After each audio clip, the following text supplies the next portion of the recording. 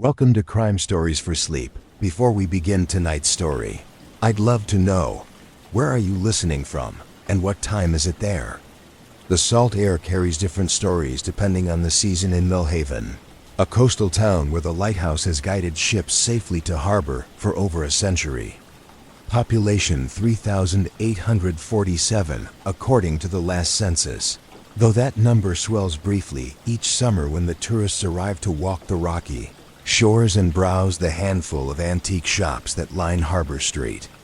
Most evenings, when the fishing boats return with their modest catches and the last of the day trippers have departed, Millhaven settles into the kind of quiet that only comes to places where the rhythm of tides dictates the pace of life. That it was during one such quiet evening in March 2023 that Officer Sarah Chun found herself reviewing Old Harbor records in the cramped office above Murphy's Maritime Supply.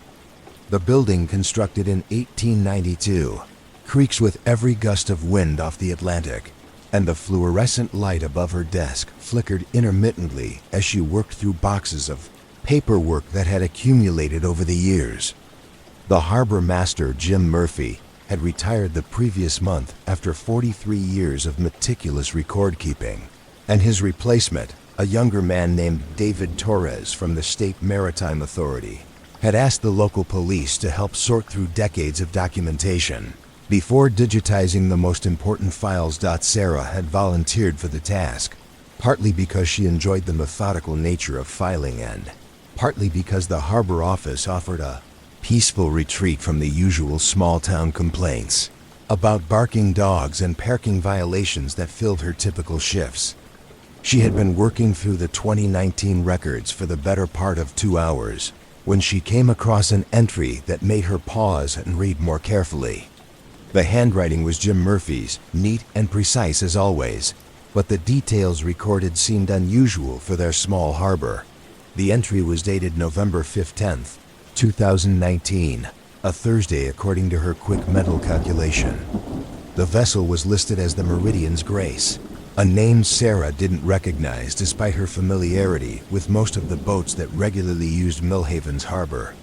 The ship was described as a 47-foot motor yacht, white hull with blue trim, displaying Rhode Island registration numbers that Jim had carefully copied into his ledger.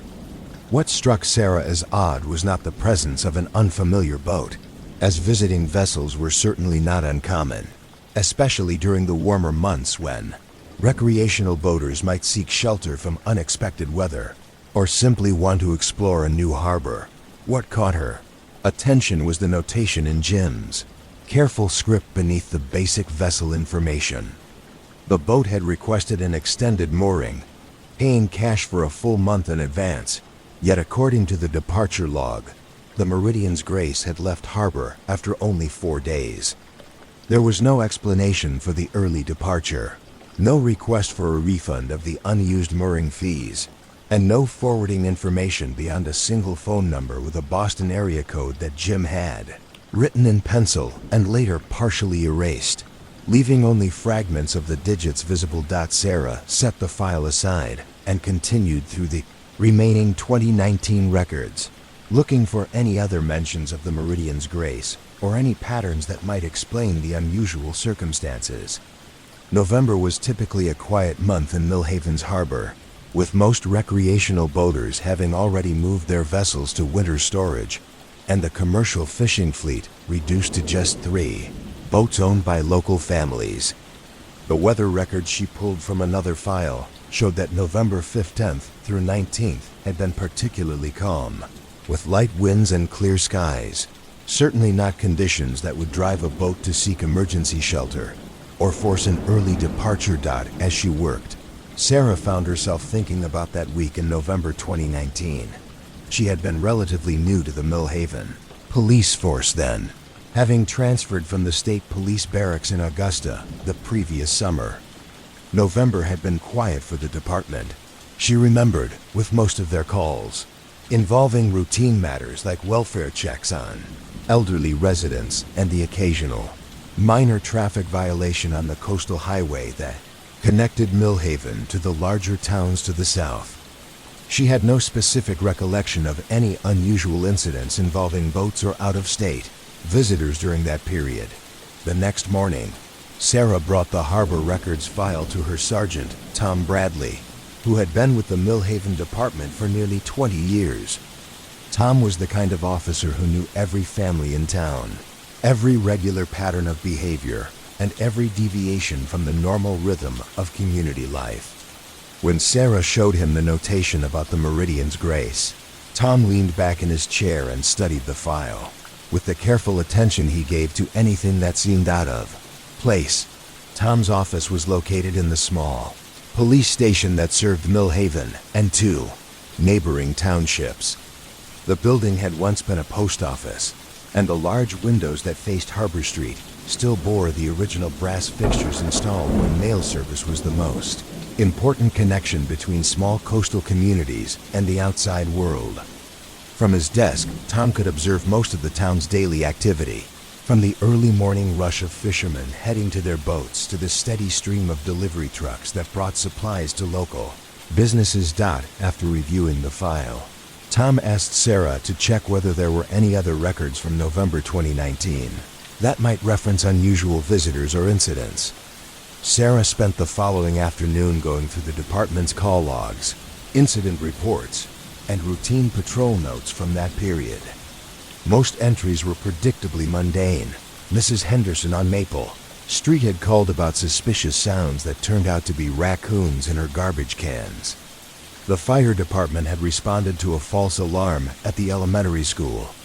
Officer Martinez had issued warnings to 3 teenagers found drinking beer behind the community center, a monthly occurrence that happened as regularly as the tides.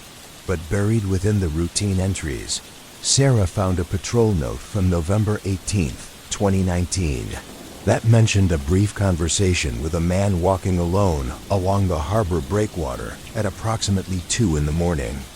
The officer, Daniel Martinez, had approached the individual as part of a routine safety check, as the breakwater could be dangerous in darkness and fog. The man had been polite and cooperative, explaining that he couldn't sleep and had decided to walk off his restlessness. He provided identification showing a Boston address and mentioned that he was staying temporarily on a boat in the harbor while taking a break from city life.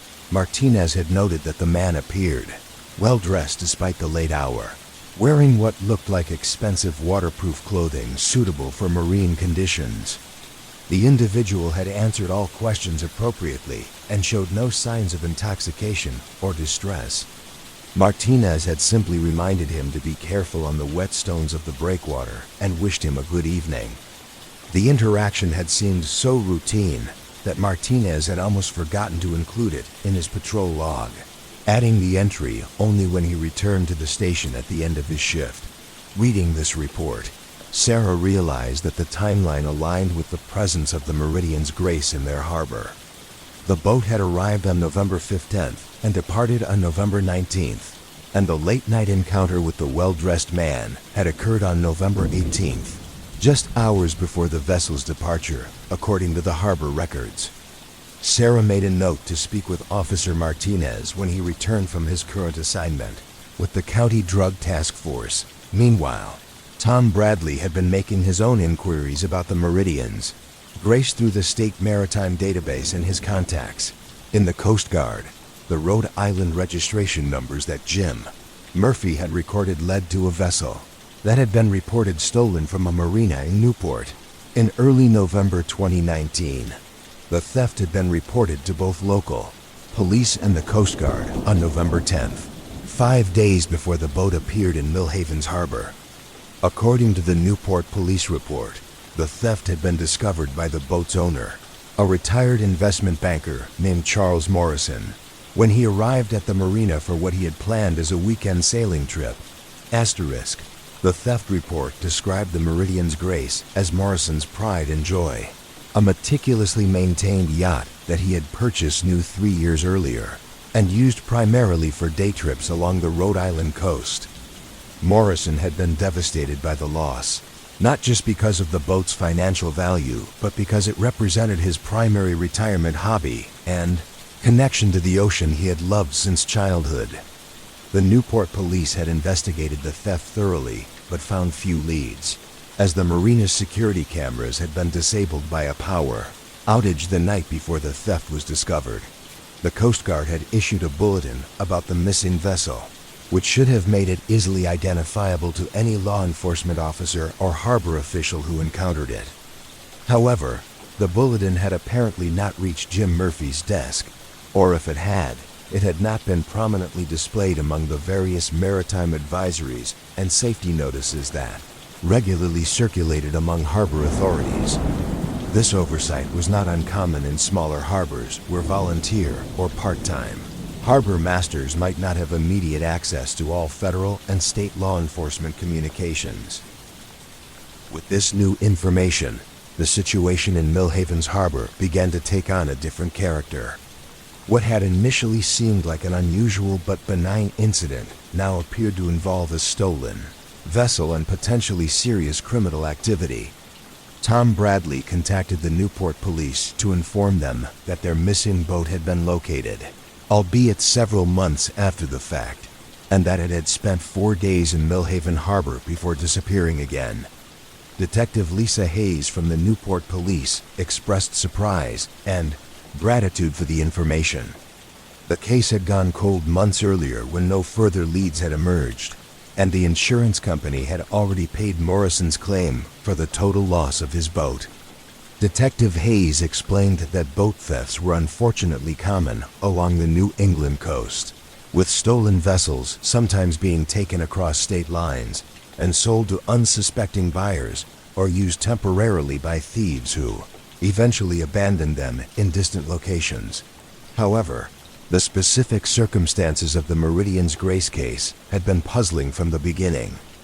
The theft had been carried out with considerable skill and planning, suggesting someone with significant knowledge of boats and marinas. The thieves had bypassed a sophisticated alarm system and had apparently been able to start and operate the yacht without difficulty, indicating either prior familiarity with that specific model or general expertise in marine mechanics and electronics. Most boat thefts were crimes of opportunity committed by amateurs looking for joy rides or quick transportation, but the Meridian's Grace case suggested more professional involvement.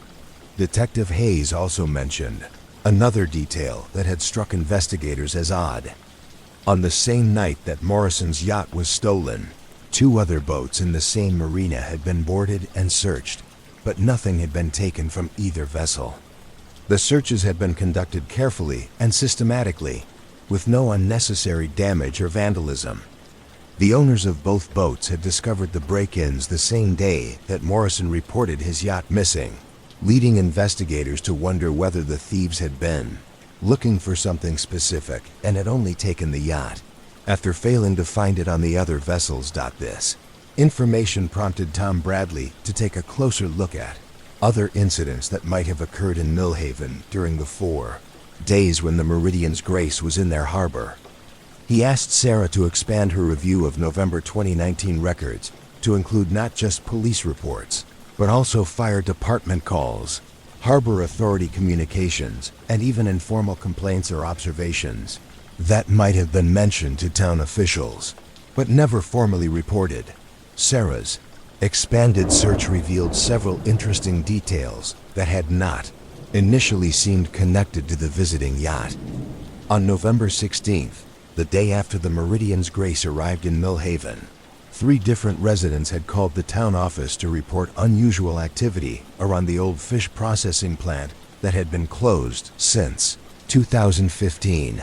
The building, located on a small peninsula that jutted into the harbor, had been purchased by a development company with plans to convert it into waterfront condominiums, but those plans had stalled due to environmental concerns about soil contamination from decades of commercial fishing operations. Residents who called about activity at the processing plant described seeing lights in the building during evening hours and what appeared to be people moving around inside. One caller, an elderly woman named Margaret Foster who lived in a cottage with a direct view of the plant, reported that she had seen a small boat tied up at the plant's private dock on the night of November 16th. She had assumed that the developers or their contractors were conducting late-night inspections or testing, but she wanted to confirm that the activity was authorized since she was concerned about security in the neighborhood. The town office had attempted to contact the development company about the reported activity, but their calls had gone to voicemail and were never returned. A town official had made a note to follow up on the matter, but the activity at the processing plant had apparently stopped after a few days, and other priorities had pushed the issue aside. The file Sarah found contained only the original complaint notes and a reminder to contact the developers, with no indication that any follow-up had actually occurred. Margaret Foster still lived in her cottage overlooking the harbor, and Sarah decided to pay her a visit to learn more about what she had observed during that November week in 2019. Mrs. Foster, who was 83 years old and had lived in Millhaven her entire life, welcomed Sarah into her tidy living room with its panoramic view of the harbor and the abandoned fish processing plant. Despite her age, Mrs. Foster's memory was sharp, and she recalled the November incidents with considerable detail. She explained that her insomnia had made her a reliable witness to the harbor's nighttime activity over the years. She often sat by her living room window during the early morning hours, watching the fishing boats prepare for dawn departures and occasionally spotting seals or other marine life moving through the calm harbor waters. The unusual activity at the processing plant had caught her attention immediately because the building had been completely dark and empty for years, making any signs of life there distinctly noticeable. Mrs. Foster described seeing lights moving through the building on 3 consecutive nights, November 16th through 18th. The lights had appeared to be flashlights or battery-powered lanterns, rather than the building's main electrical system, which had been disconnected years earlier. She had observed what looked like 2 or 3 people moving systematically through the building, spending considerable time in what had once been the main processing floor and the administrative offices on the 2nd level. On the night of November 16th, Mrs. Foster had seen a small motorboat approach the processing plant's dock and tie up for several hours. Through her binoculars, which she kept by the window for watching harbor wildlife, she had observed 2 people transferring what appeared to be boxes or equipment from the boat to the building. The operation had been conducted carefully and quietly, with no unnecessary noise or lights that might attract attention from other residents or passing boats. Mrs. Foster's description of the small motorboat matched what could have been a tender or dinghy from a larger yacht, the type of vessel that the Meridian's Grace would likely have carried for transportation to shore when anchored in the harbor.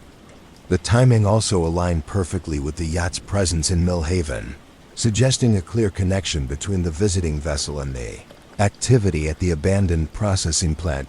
When Sarah asked about the following nights, Mrs. Foster explained that the pattern had continued with slight variations. On November 17th, she had seen lights in the building again, but no boat had approached the dock. Instead, the people inside the building had apparently arrived by land, possibly parking the vehicle out of her view on the far side of the peninsula.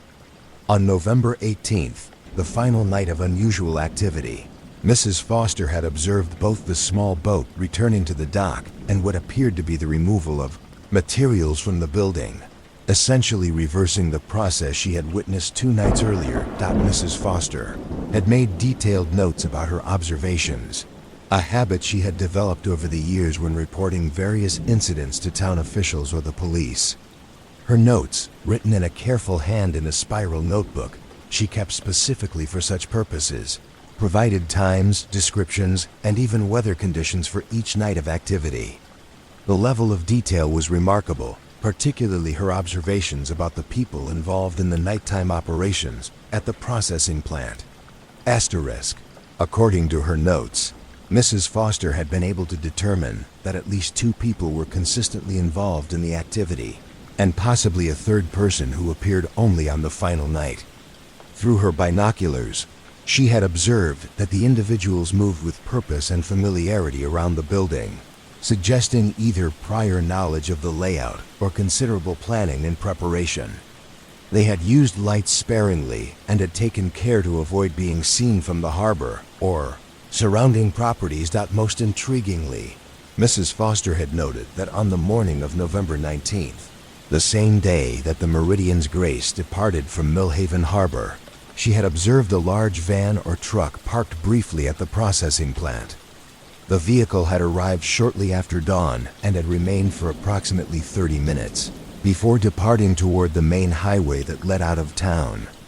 She had not been able to read the license plate or identify the specific type of vehicle, but she remembered thinking it was unusual to see any traffic at the abandoned plant during daylight hours. Armed with this detailed information, Sarah returned to the police station to discuss her findings with Sergeant Bradley. The pattern that was emerging suggested a coordinated operation involving the stolen yacht, the abandoned processing plant, and possibly other individuals or vehicles that had not yet been identified. The timing was too precise to be coincidental, and the careful, methodical nature of the activity indicated significant planning and local knowledge. Tom Bradley decided that the situation warranted contact with state and federal law enforcement agencies that specialized in maritime crime and organized criminal activity. The use of a stolen yacht, the coordination with land-based operations, and the apparent focus on an abandoned building that would provide isolation and concealment from law enforcement suggested the kind of sophisticated criminal enterprise that might be involved in drug trafficking, weapons smuggling, or other serious felonies. The Maine State Police detective assigned to maritime crimes, Detective Robert Kane, traveled to Millhaven to review the evidence and interview Mrs. Foster personally. Detective Kane had 20 years of experience investigating criminal activity along the Maine coast, and he immediately recognized patterns that suggested professional smuggling operations. The choice of Millhaven as a temporary base made tactical sense for criminals who needed a quiet harbor, where a visiting boat would not attract immediate attention, but would still provide easy access to major highways for onward transportation of contraband.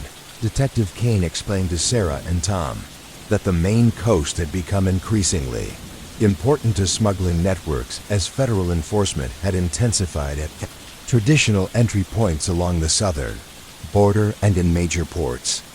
Small harbors like Millhaven offered several advantages to criminal organizations: limited law enforcement presence, harbor masters who might not be immediately familiar with federal bulletins about stolen vessels, and local residents who were accustomed to seeing unfamiliar boats during tourist seasons. The abandoned fish processing plant represented another tactical advantage for criminal operations. The building was isolated from residential areas, had direct water access through its private dock, and had been empty long enough that any activity there would be unlikely to attract immediate attention from property owners or security personnel. The building's original purpose as a fish processing facility meant that it had loading docks, large open spaces suitable for storing cargo, and electrical systems that could potentially be restored for temporary use. Detective Kane also noted that the timing of the operation in mid-November was consistent with professional smuggling activities.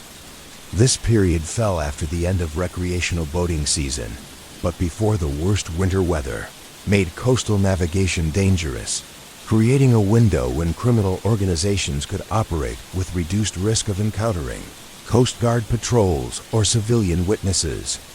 The 4-day duration of the Meridian's Grace's stay suggested either a planned rendezvous with other vessels or transportation networks, or possibly the time needed to coordinate with associates responsible for the land-based portion of the operation. The investigation expanded to include analysis of cell phone tower records for the Millhaven area during the relevant dates, although Detective Kane cautioned that experienced criminals often used prepaid phones or other methods to avoid electronic surveillance. The state police also requested Coast Guard records of any other vessels that might have been in the area during mid-November 2019, looking for patterns that might indicate coordination between multiple boats or suspicious maritime activity. Meanwhile, Sarah continued her review of local records, looking for any other incidents or observations that might be connected to the November 2019 operation.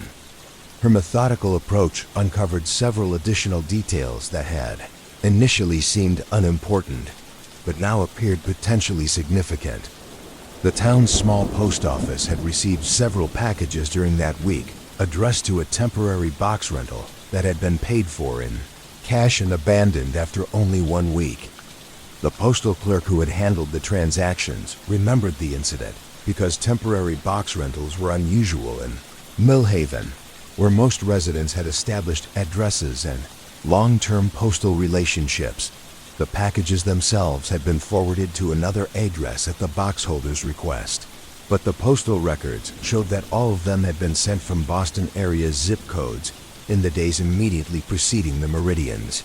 Grace's arrival in Millhaven.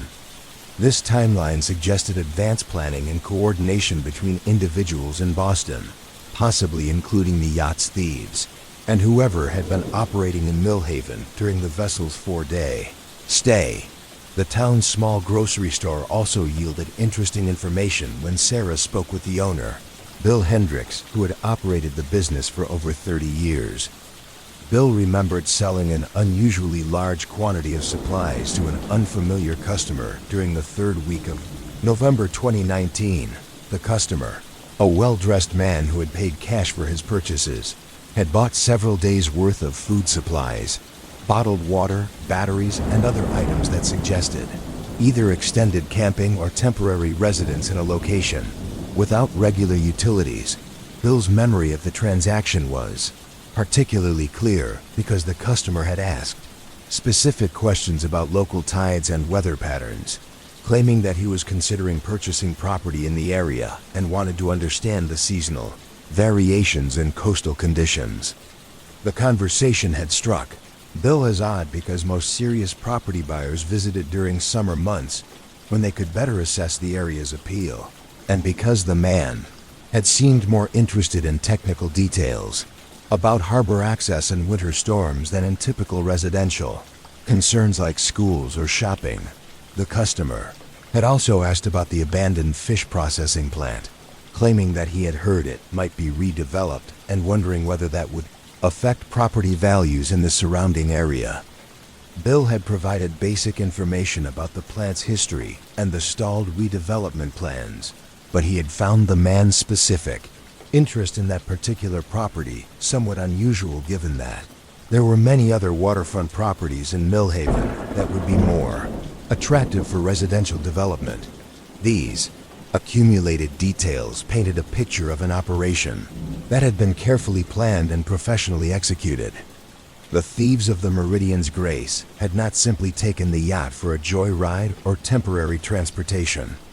They had used it as part of a coordinated criminal enterprise that involved advanced reconnaissance, local intelligence gathering, temporary establishment of communication and supply networks, and systematic use of an abandoned facility that provided both water access and concealment from law enforcement.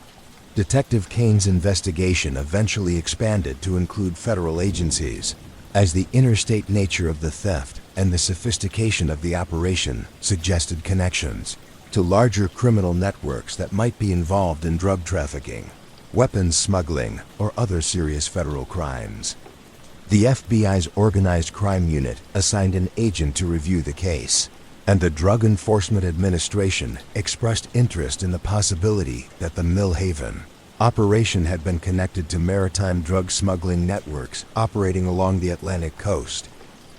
However, despite the expanding investigation and the accumulation of circumstantial evidence, the case remained challenging to prosecute because the actual criminal activity that had taken place during those 4 days in November remained unknown.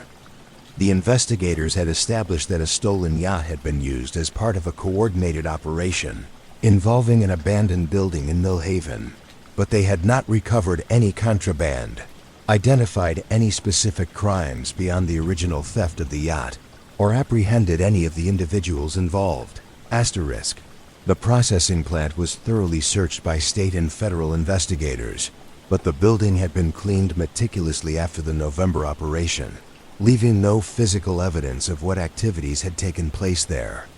Environmental testing revealed no traces of drugs, weapons, or other contraband that might have been stored or processed in the building.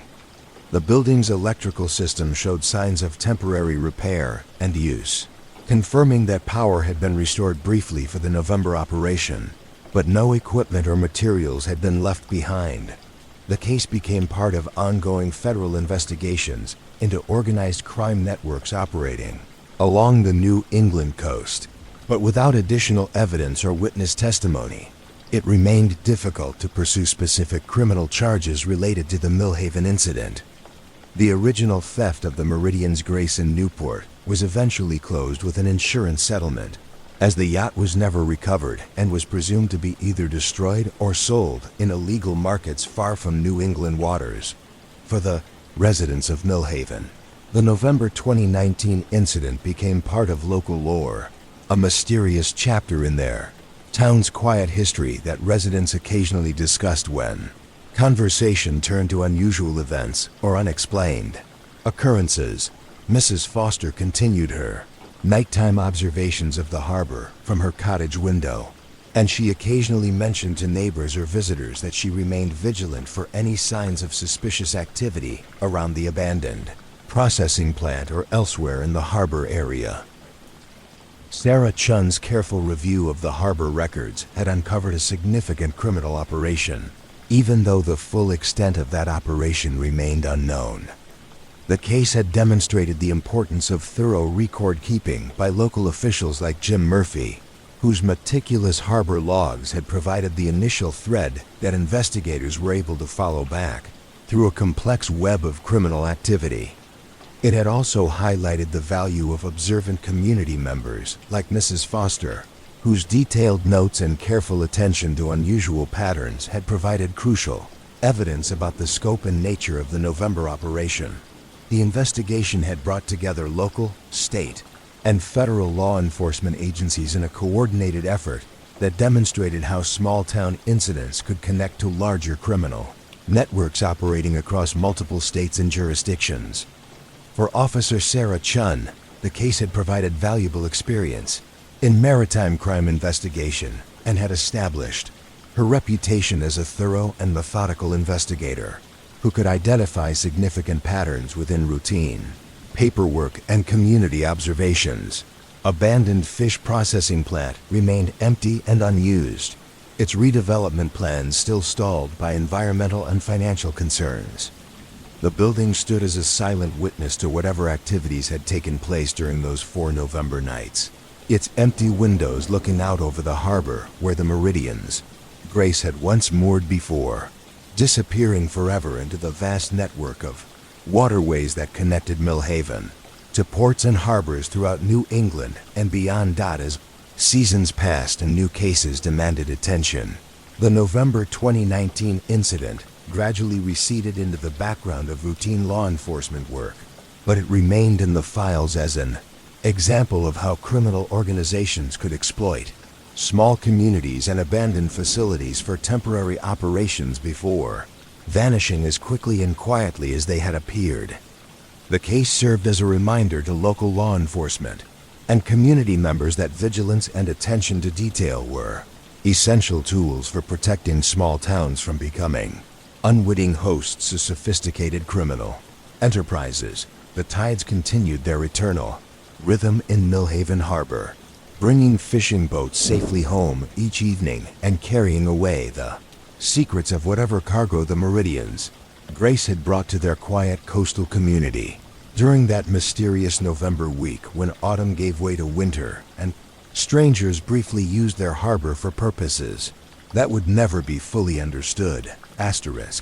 The filing cabinet in the basement of the Brookfield Police Department had been scheduled for digitization for 3 years running, but somehow the project always seemed to get pushed to the next budget cycle. Detective Michelle Torres discovered this when she volunteered to work through the backlog during the quiet weeks between Thanksgiving and Christmas 2023, a time when the suburban community of Brookfield typically experienced its annual lull in criminal activity. The cabinet, a massive steel behemoth, that had been installed sometime in the 1970s, contained decades of case files, incident reports, and miscellaneous paperwork that predated the department's computerized record-keeping system.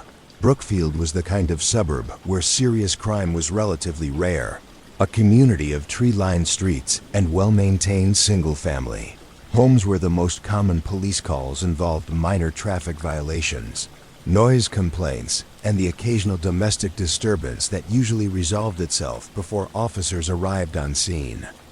The town had grown steadily throughout the 1980s and 1990s as young families moved out from the city seeking better schools and safer neighborhoods. And by 2023, it had reached a stable population of approximately 28,000 residents who took quiet pride in their communities, reputation for safety and civic engagement. Detective Torres had joined the Brookfield Department 5 years earlier after completing her criminal justice degree and spending 2 years with the county sheriff's office. She had chosen Brookfield specifically because she wanted to be part of a community where police officers could focus on building relationships with residents, rather than simply responding to an endless stream of serious crimes. Her investigative skills, honed during her time with the county, had proven valuable in the few complex cases that did arise in Brookfield, and she had quickly established herself as the department's go-to detective for cases requiring patience and methodical attention to detail. The basement filing project had initially seemed like a straightforward task of sorting, cataloging, and preparing old files for scanning into digital archives. Most of the materials Torres encountered were routine reports that could be quickly categorized and processed. Traffic accidents from the 1980s, minor theft reports from the 1990s, and various administrative documents that had accumulated over the decades. The work was tedious but oddly satisfying, as it provided a chronological tour through Brookfield's development from a small, suburban community into the established town it had become. It was during her third day of filing work that Torres came across a manila folder that immediately caught her attention. The folder was thicker than most others in the cabinet, and it was labeled simply 427 Elm Street, multiple reports 1998 to 2003. The address was familiar to Torres, as she had driven past the house countless times during her patrols through Brookfield's residential neighborhoods. 427 Elm Street was a modest two-story colonial house painted pale yellow with white shutters, distinguished from its neighbors mainly by an unusually large oak tree that dominated the front yard and cast deep shadows across the property during summer months. Folder contained nearly 50 pages of reports, incident summaries, and follow-up notes related to various complaints and concerns about 427 Elm Street over a 5-year period.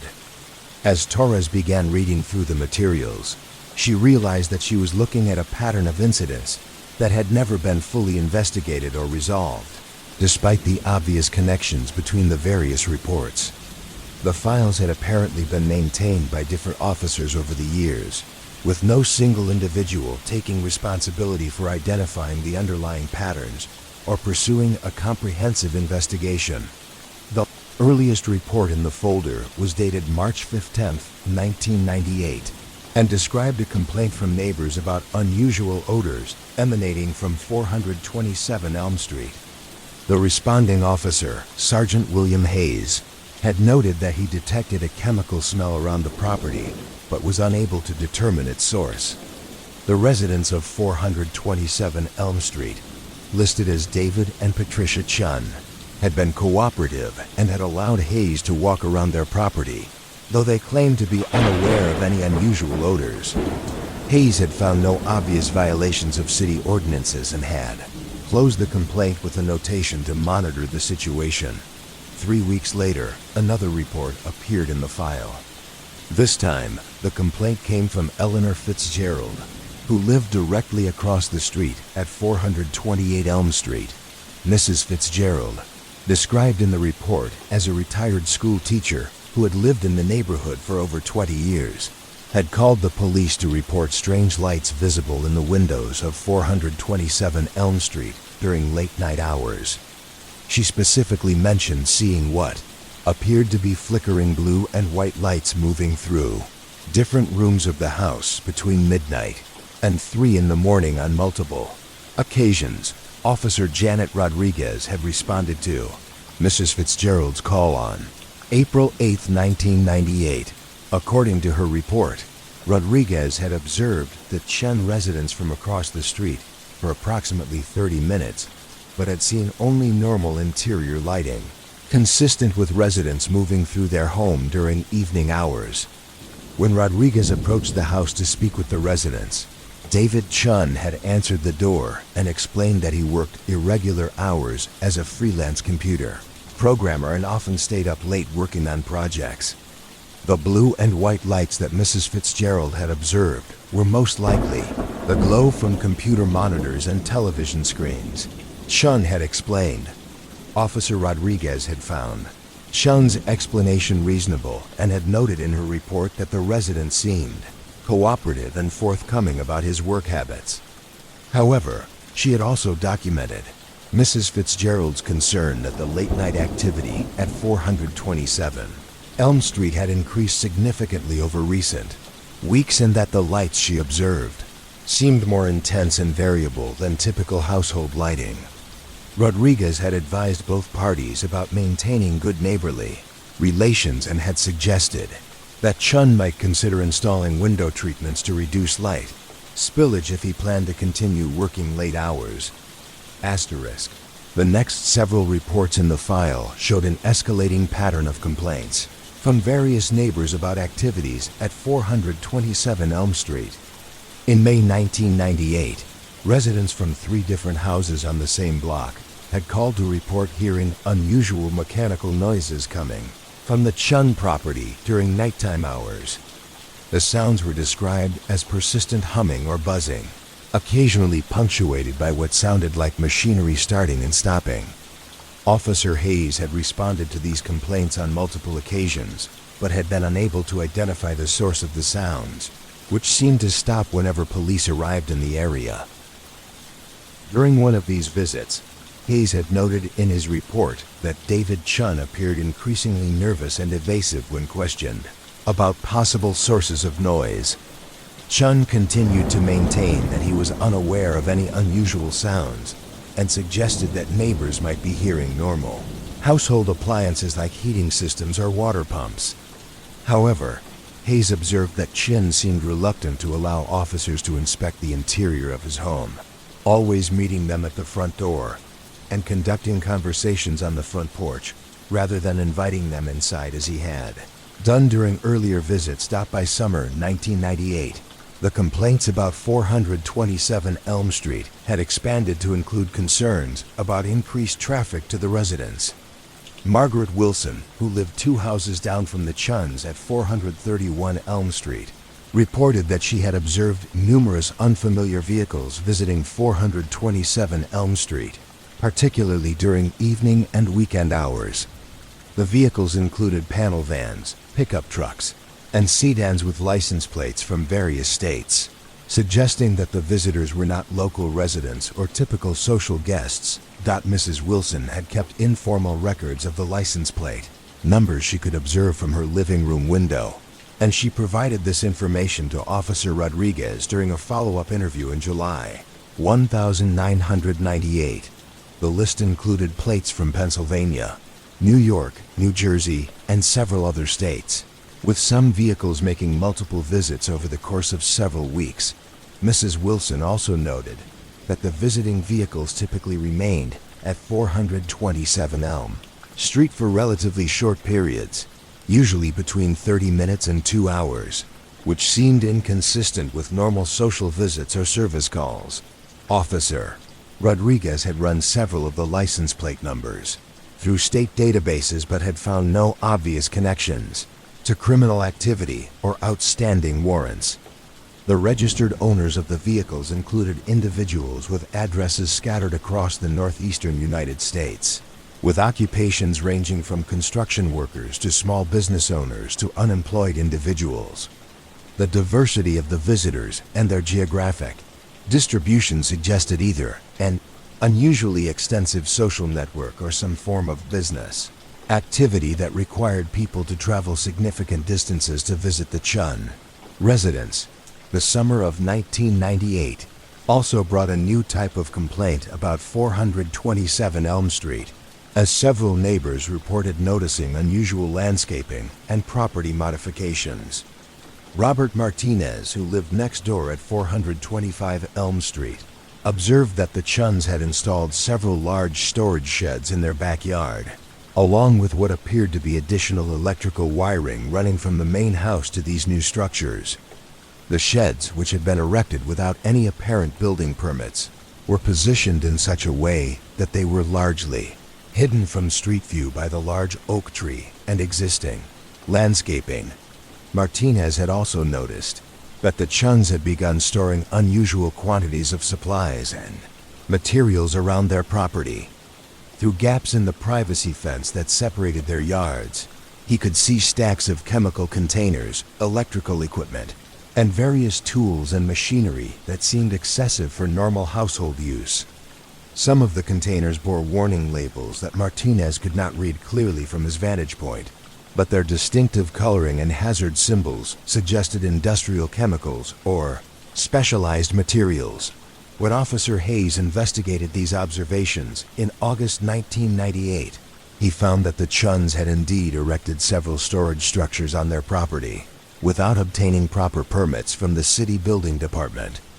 However, David Chun explained that the buildings were temporary storage facilities for equipment related to his expanding computer consulting business. He claimed that clients sometimes required him to store servers, networking equipment, and other computer hardware at his home office before delivering and installing the systems at their business locations. Chun's explanation was plausible, but Officer Hayes noted several concerns in his report. The storage sheds appeared to be more substantial and permanent than typical temporary storage would require. The electrical installation servicing the sheds seemed excessive for simple equipment storage, including heavy-duty power lines and what appeared to be ventilation systems.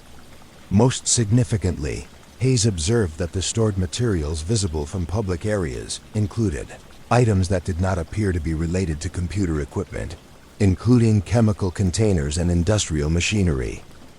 Hayes recommended that the building department conduct a formal inspection of the property to ensure compliance with local codes and permit requirements.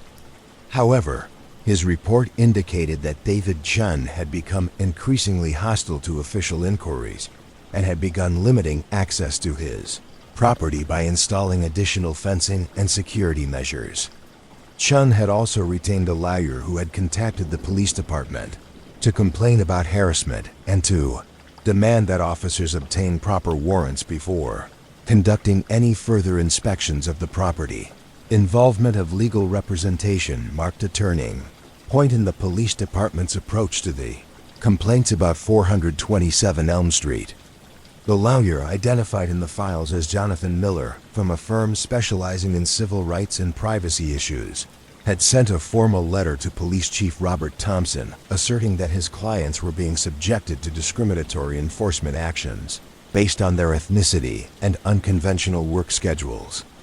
Miller argued that the repeated police visits to the Chun residence constituted harassment and that the complaints from neighbors were motivated by racial bias rather than legitimate concerns about illegal activities. This legal challenge created a complex situation for the Brookfield Police Department, which had to balance neighborhood concerns about potentially illegal activities with respect for the Chun family's civil rights and privacy.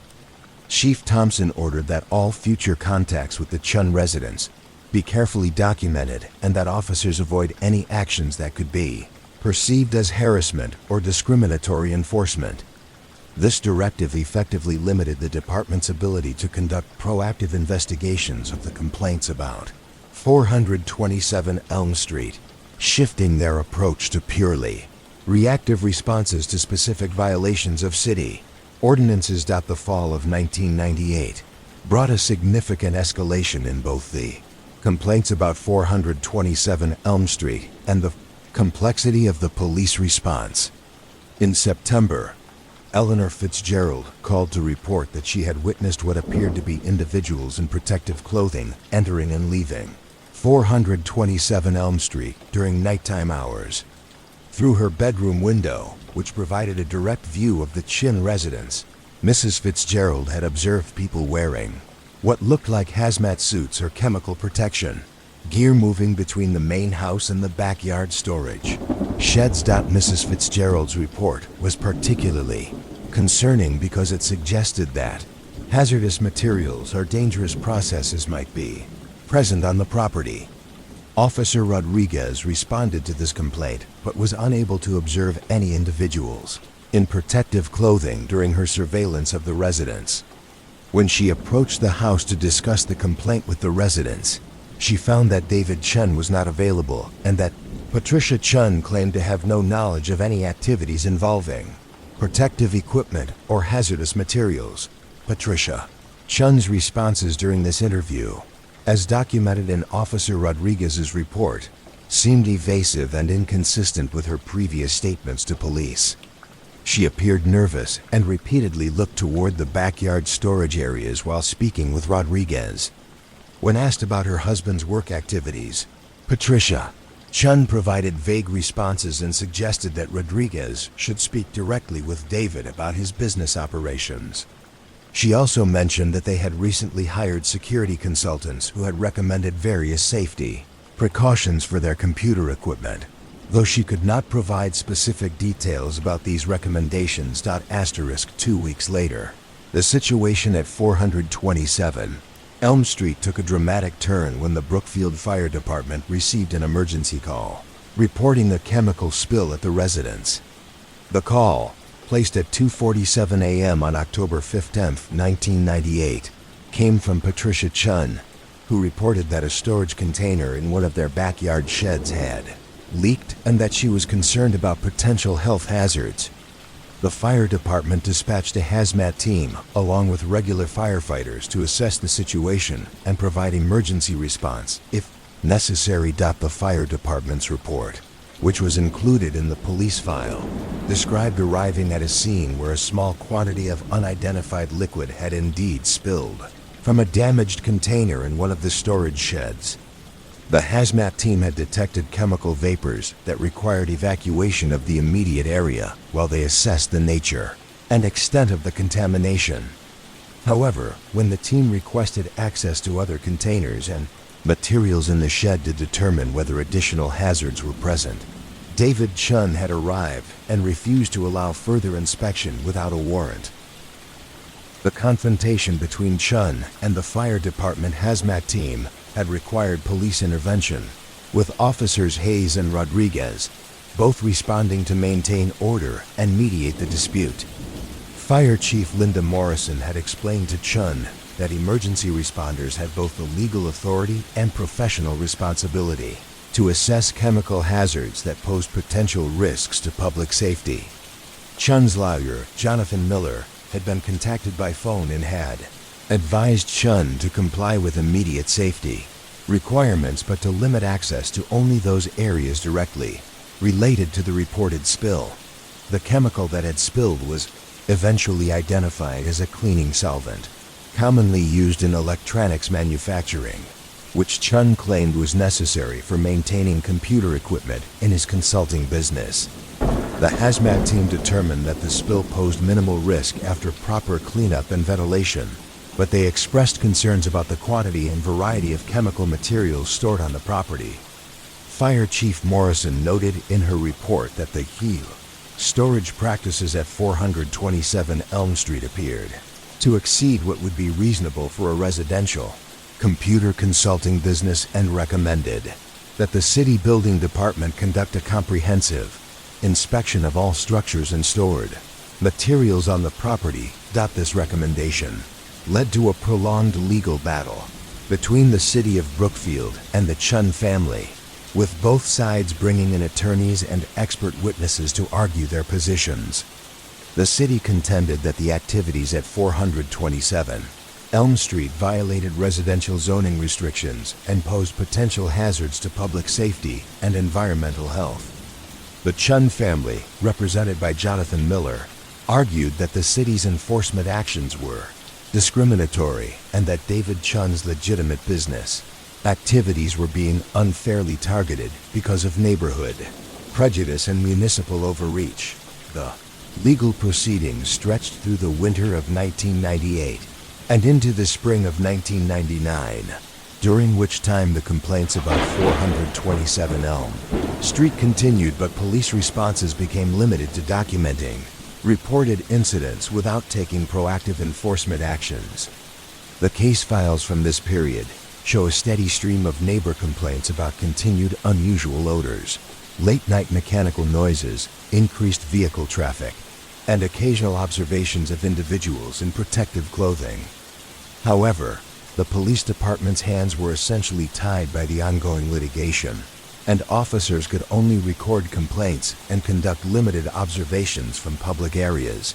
During this period of limited enforcement, several neighbors began keeping detailed logs of activities at 427 Elm Street, creating unofficial surveillance records that were later shared with police investigators.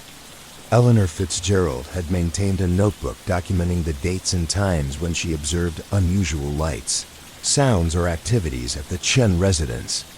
Margaret Wilson had continued recording license plate numbers of visiting vehicles and had expanded her observations to include detailed descriptions of the individuals entering and leaving the property. Robert Martinez, the next-door neighbor, had begun photographing visible aspects of the Chun property from his own yard, creating a visual record of the accumulating storage materials, structural modifications, and equipment installations.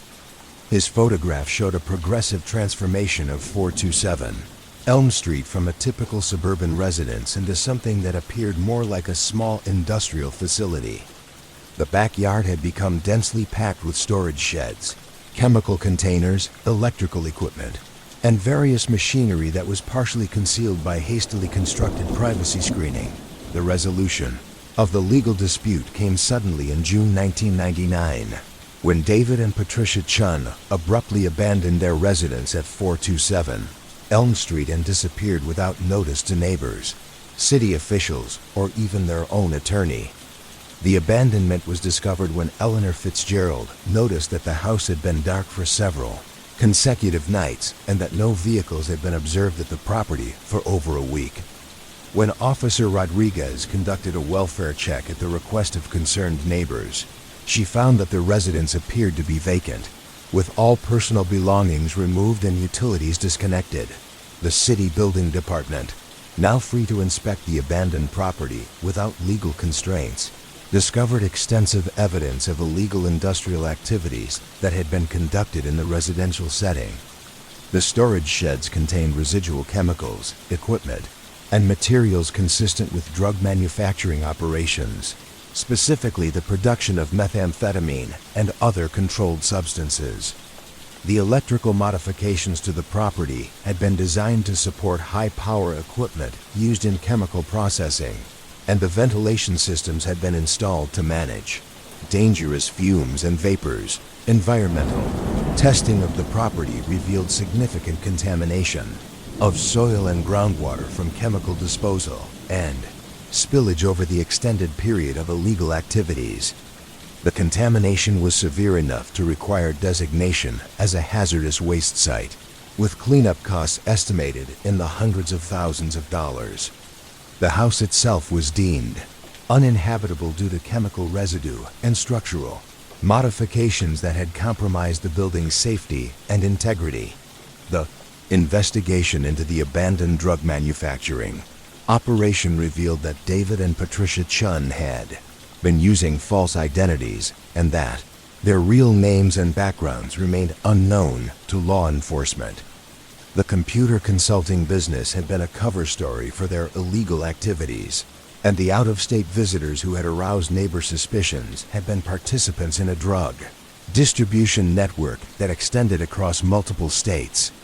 The operation had been sophisticated and well organized, with the suburban location providing effective concealment for industrial-scale drug production. Federal drug enforcement agencies became involved in the investigation, as the scale and interstate nature of the operation suggested connections to larger criminal organizations. However, the Chun family had disappeared completely, leaving no traces of their current whereabouts or future plans. Their abandoned equipment and materials provided valuable intelligence about drug manufacturing techniques and distribution networks, but the primary operators of the illegal business had successfully evaded prosecution. The environmental cleanup of 427 Elm Street took over 2 years to complete, during which time the property remained fenced and inaccessible to residents or visitors. The house was eventually demolished due to irreparable contamination, and the lot was remediated through extensive soil removal and groundwater treatment. The city of Brookfield faced significant legal and financial challenges related to the cleanup costs and potential liability for failing to detect and stop the illegal activities before they caused extensive environmental damage for the neighbors who had complained about activities at 427 Elm Street. The revelation of the drug manufacturing operation provided vindication for their concerns, but also highlighted the limitations of traditional law enforcement responses to sophisticated criminal activities. Eleanor Fitzgerald, Margaret Wilson, Robert Martinez, and other residents had accurately observed and reported signs of illegal industrial activities, but the police department had been constrained by legal challenges and procedural requirements that prevented effective investigation and intervention. Asterisk. The case became a significant learning experience for the Brookfield Police Department, leading to changes in procedures for investigating complaints about residential properties and coordinating with other agencies when criminal activities might cross jurisdictional boundaries. The department developed new protocols for recognizing signs of drug manufacturing operations and established better communication channels with federal agencies that had expertise in investigating complex criminal enterprises. Detective Michelle Torres, reading through these files in the basement of the police station 25 years later, was struck by the thoroughness of the neighbor observations and the frustrating limitations that had prevented effective police intervention. The case demonstrated how criminal organizations could exploit legal protections and procedural requirements to shield their illegal activities from law enforcement scrutiny. It also showed how suburban communities could be vulnerable to sophisticated criminal enterprises that used residential settings as cover for industrial-scale illegal operations. The lot at 427 Elm Street remained vacant for several years after the environmental cleanup was completed, as potential buyers were deterred by the property's history and concerns about residual contamination. Eventually, the city purchased the lot and converted it into a small neighborhood park with a playground and picnic area. The park was named Elm Street Commons, with no reference to the criminal activities that had once taken place on the site. Asterisk. The large oak tree that had dominated the front yard of 427 Elm Street had survived the demolition and cleanup process, and it became the centerpiece of the new park. Children now played beneath the same tree that had once provided concealment for one of Brookfield's most significant criminal enterprises. The tree served as a living memorial to the importance of community vigilance and the complex challenges that law enforcement faced when investigating sophisticated criminal activities. Eleanor Fitzgerald, now in her 80s, still lived across the street from the park that had replaced 427 Elm Street.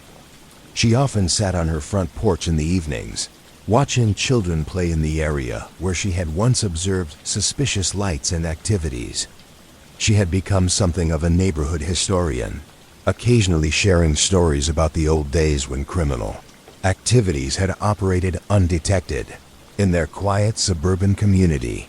Margaret Wilson had moved away from Elm Street several years after the Chun family disappeared, but she had maintained contact with former neighbors and continued to take pride in the role that community observations had played in, eventually, exposing the illegal drug manufacturing operation.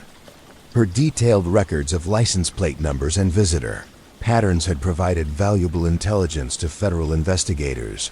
Though the primary criminals had escaped prosecution, Robert Martinez still lived next door to what was now Elm Street Commons, and he had become an advocate for community policing initiatives that encouraged better communication between residents and law enforcement.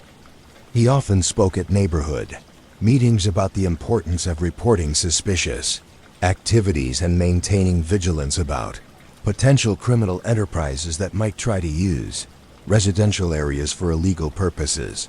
For Detective Torres, the files about 427 Elm Street provided a fascinating glimpse into a complex criminal case that had occurred before her time with the Brookfield Police Department.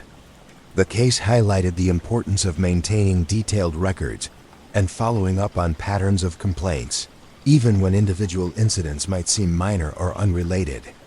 It also demonstrated how criminal organizations had evolved to exploit legal protections and procedural requirements to shield their activities from law enforcement scrutiny. Basement Filing Project had uncovered a significant piece of Brookfield's criminal history, showing how a sophisticated drug manufacturing operation had operated for years in a residential neighborhood while neighbors observed and reported suspicious activities that were initially dismissed or inadequately investigated. The case served as a reminder of the value of community vigilance and the importance of taking seriously the concerns of residents who took the time to observe and report unusual patterns of behavior in their neighborhoods. As Torres prepared the 427 Elm Street files for digitization, she made sure to include detailed summaries and cross-references that would help future investigators understand the lessons learned from this complex case. The files would become part of the department's training materials, used to educate new officers about recognizing signs of sophisticated criminal activities and understanding the importance of thorough investigation and documentation of community complaints. The story of 427 Elm Street had ended with the criminals escaping prosecution and the property being transformed into a neighborhood park. But the lessons learned from the case continued to influence law enforcement practices in Brookfield and surrounding communities. The case had shown that suburban tranquility could be deceptive, and that vigilant community members and thorough police work were essential for protecting residential areas from exploitation by criminal organizations seeking to hide illegal activities in plain sight. The Millbrook Railway Station sat at the edge of farmland that stretched for miles in every direction. A small brick building that had served travelers since 1923, when the regional rail line was extended to connect rural communities with the larger cities to the east. By 2023, only 4 passenger trains stopped at Millbrook each day, 2 heading toward the city in the morning and 2 returning in the evening, serving the handful of residents who commuted to office jobs and the occasional visitor exploring the countryside.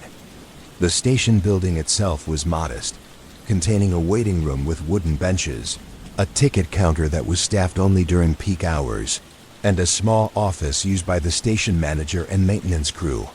Officer David Park had been assigned to the Millbrook Area Patrol for 3 years, covering a territory that included the railway station and several square miles of surrounding farmland and rural residences.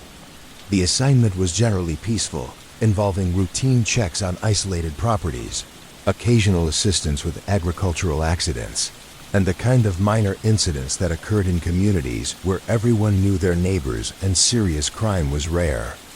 Park enjoyed the quiet nature of rural policing, finding satisfaction in building relationships with local farmers and business owners who appreciated having a law enforcement presence in their remote area.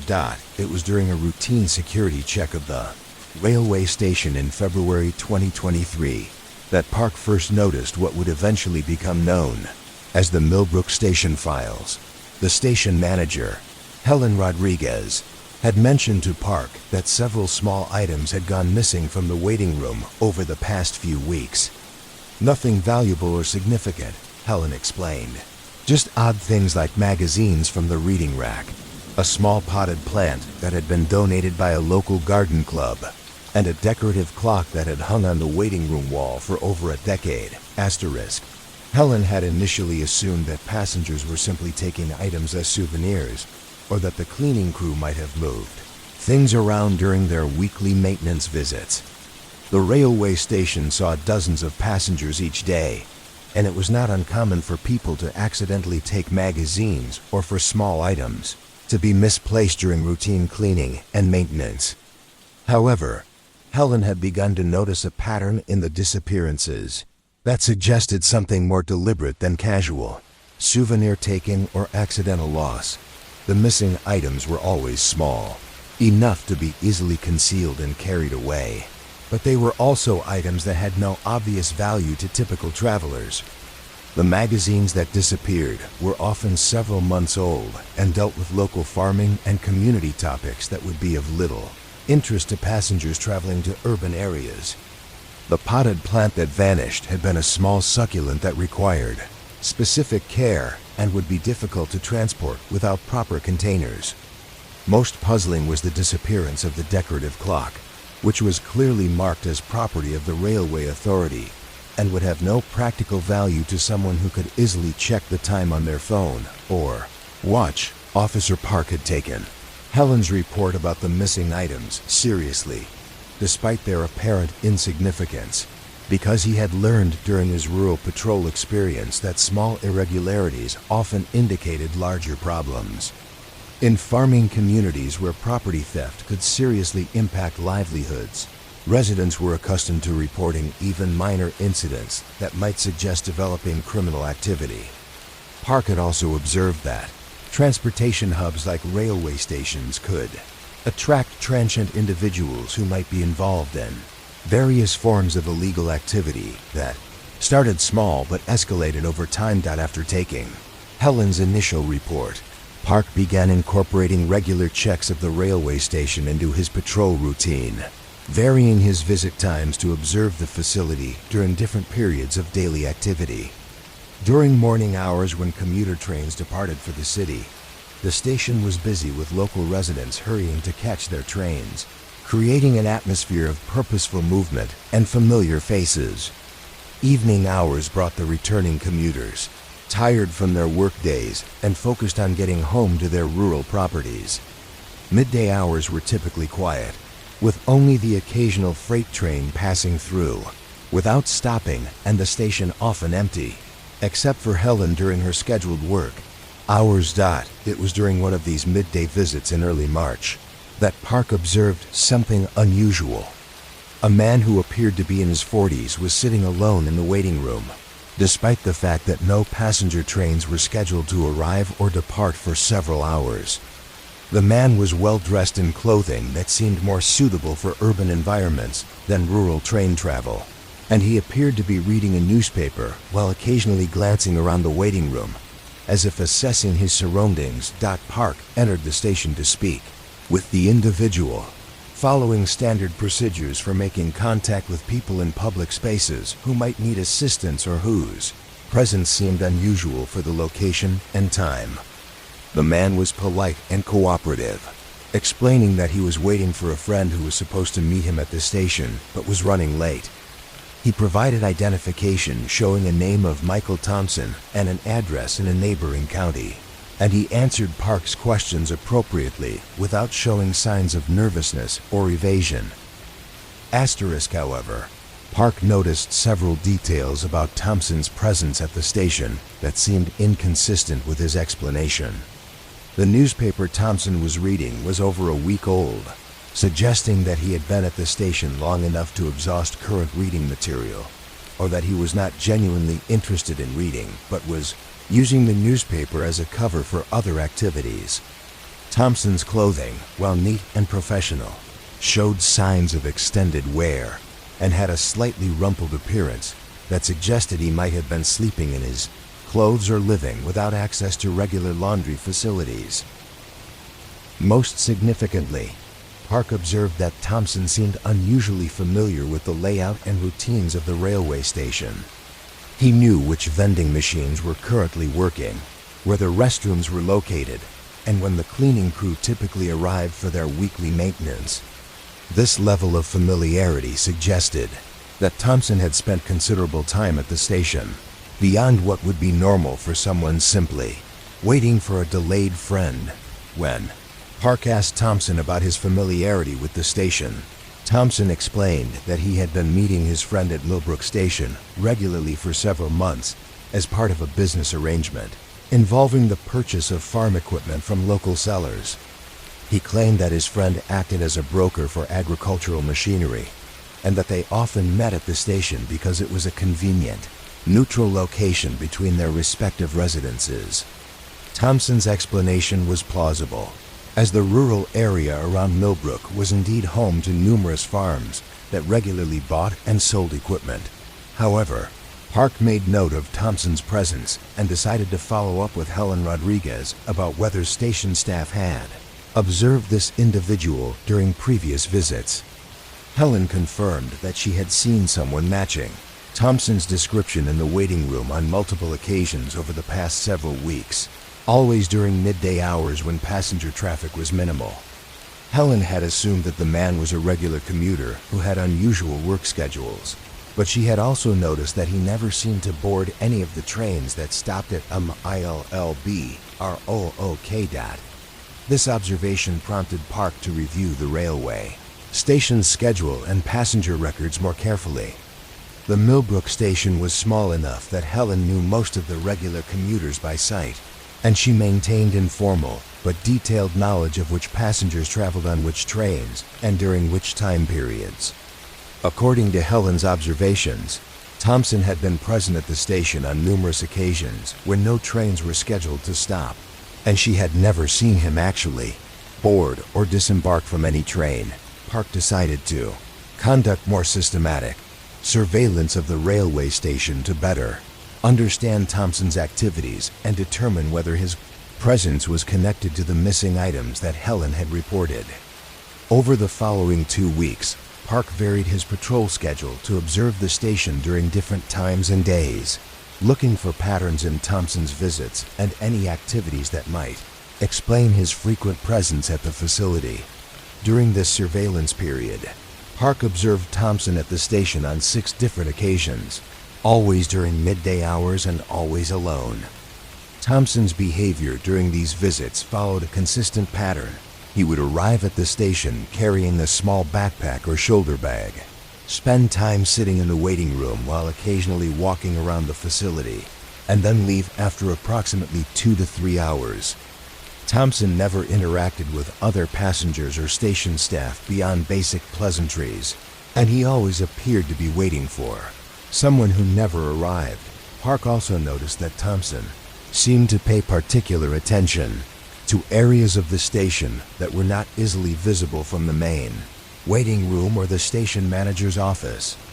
He observed Thompson examining the exterior areas around the building, including storage areas, utility connections, and access points that would not be of interest to typical passengers. Thompson also spent time near the freight loading area, which was located behind the main station building and was used primarily for agricultural shipments and maintenance deliveries. On March 20th, 2023, Park's surveillance efforts yielded more significant results when he observed Thompson removing items from the station and placing them in his backpack. Using binoculars from a concealed position across the railway tracks, Park watched as Thompson carefully took several magazines from the waiting room reading rack and a small, decorative item from a display case that contained historical artifacts related to the railway's history in the area.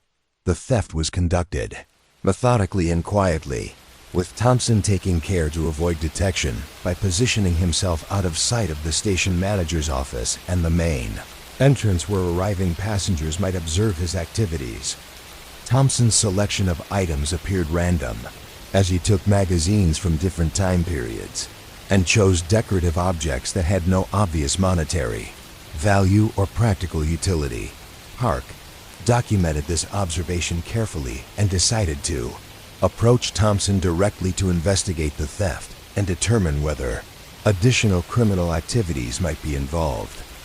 However, when Park moved to intercept Thompson as he left the station, he discovered that Thompson had apparently noticed the surveillance and had departed through a rear exit that led to a gravel road used primarily by maintenance vehicles.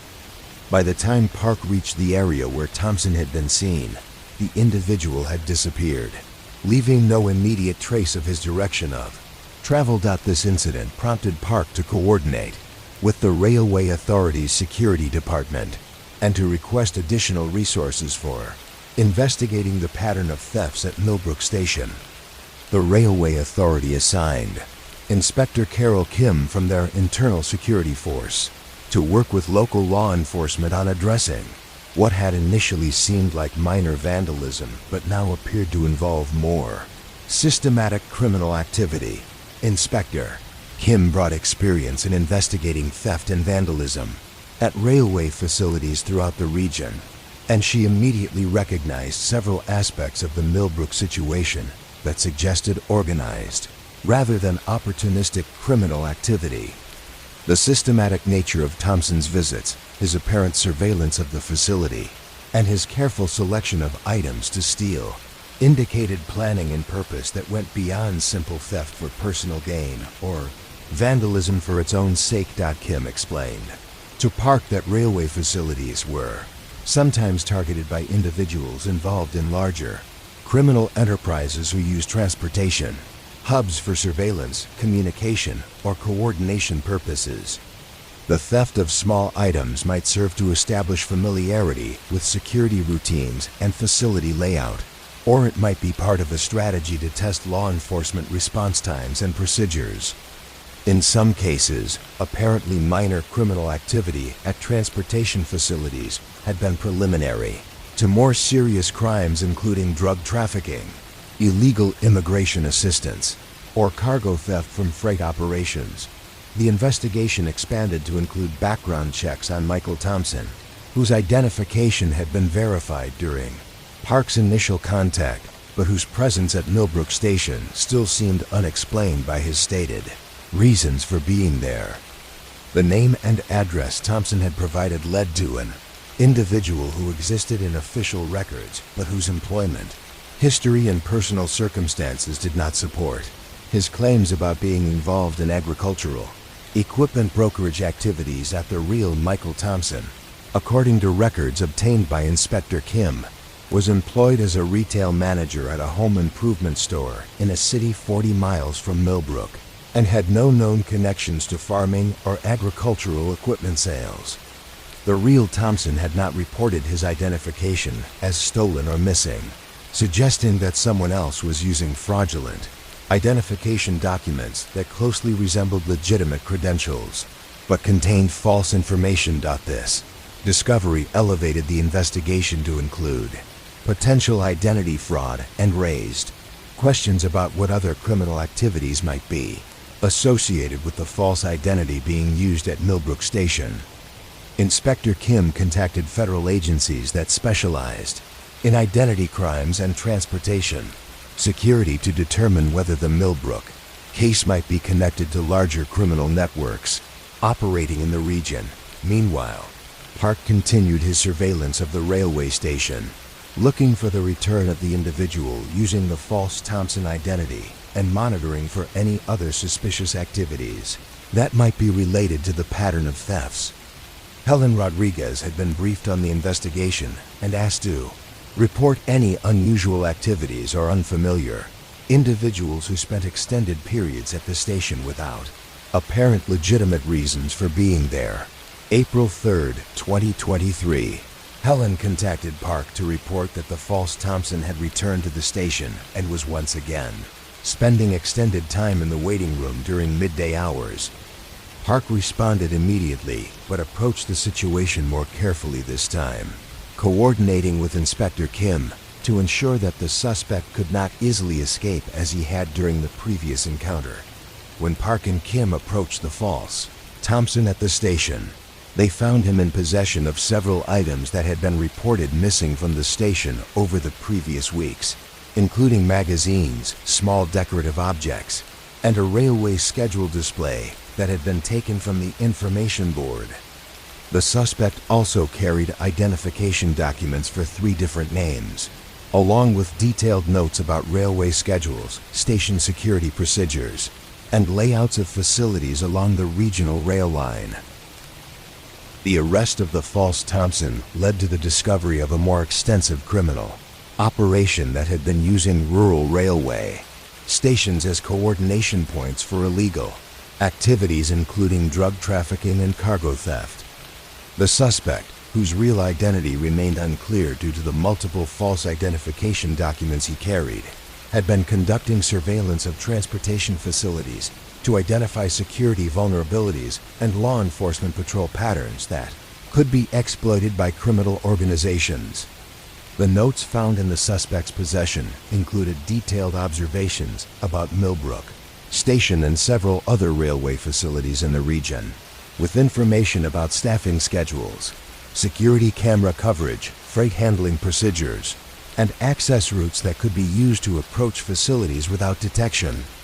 The theft of small items from the stations had been a method of testing security responses and establishing familiarity with facility layouts without attracting immediate attention from law enforcement.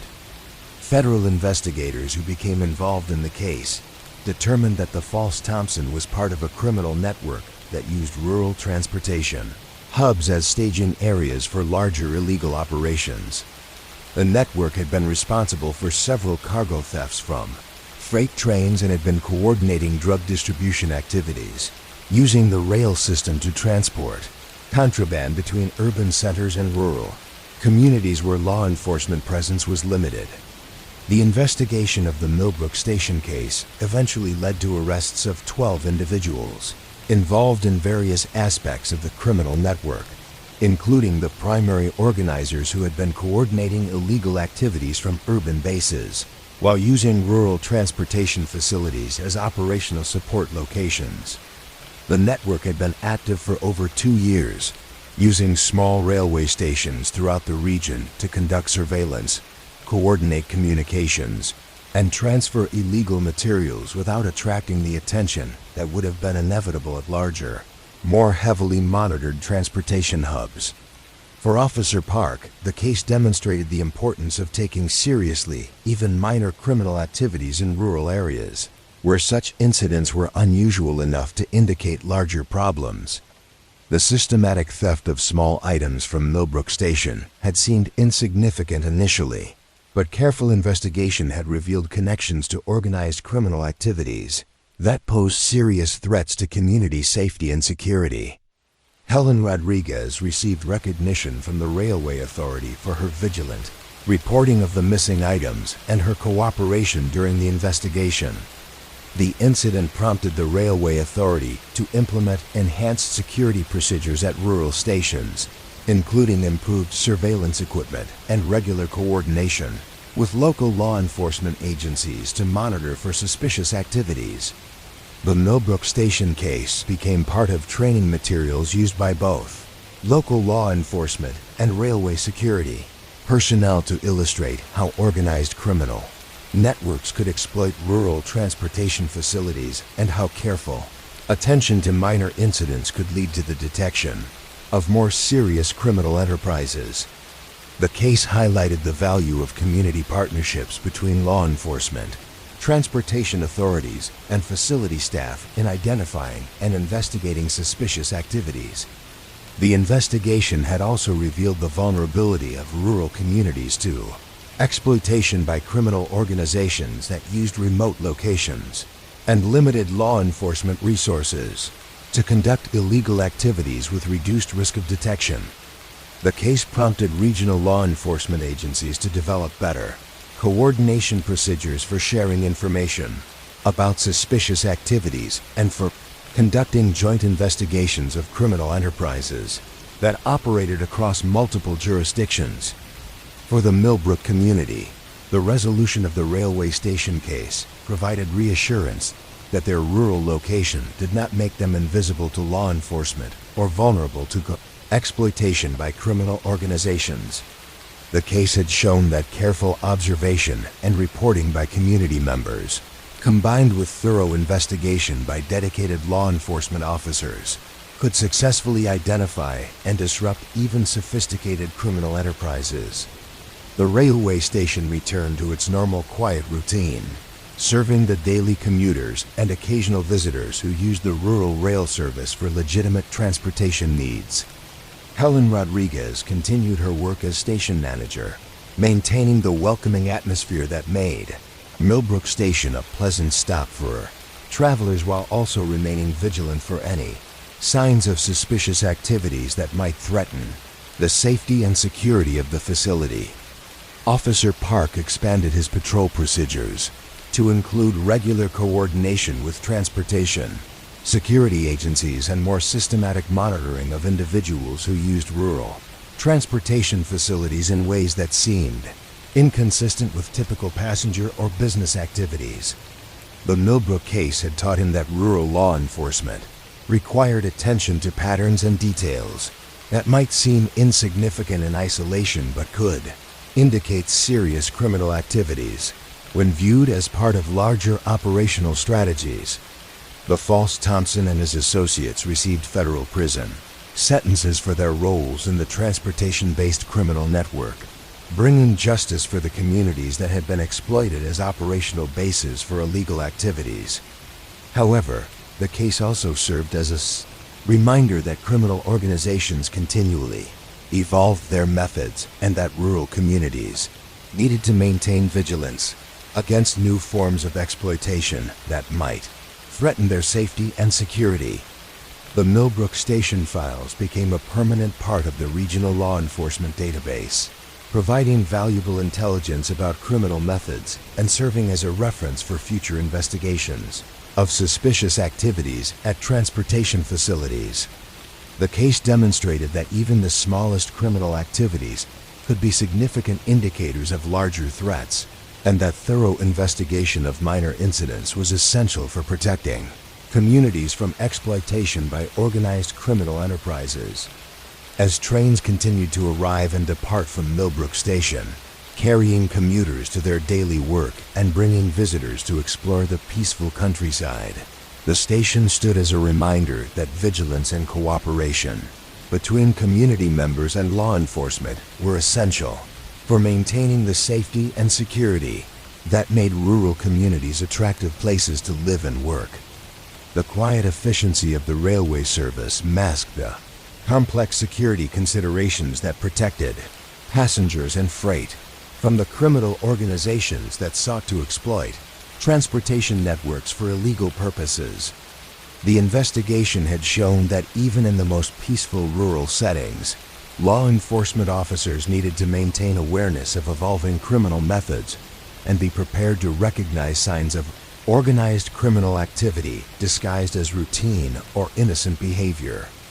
The Millbrook Station case would continue to serve as an example of how careful police work and community cooperation could successfully identify and disrupt criminal enterprises that threatened the safety and security of rural communities throughout the region. That the Riverside Apartments stood like a brick sentinel along the banks of the Clearwater River, a 6-story building that had housed working families and young professionals since its construction in 1987.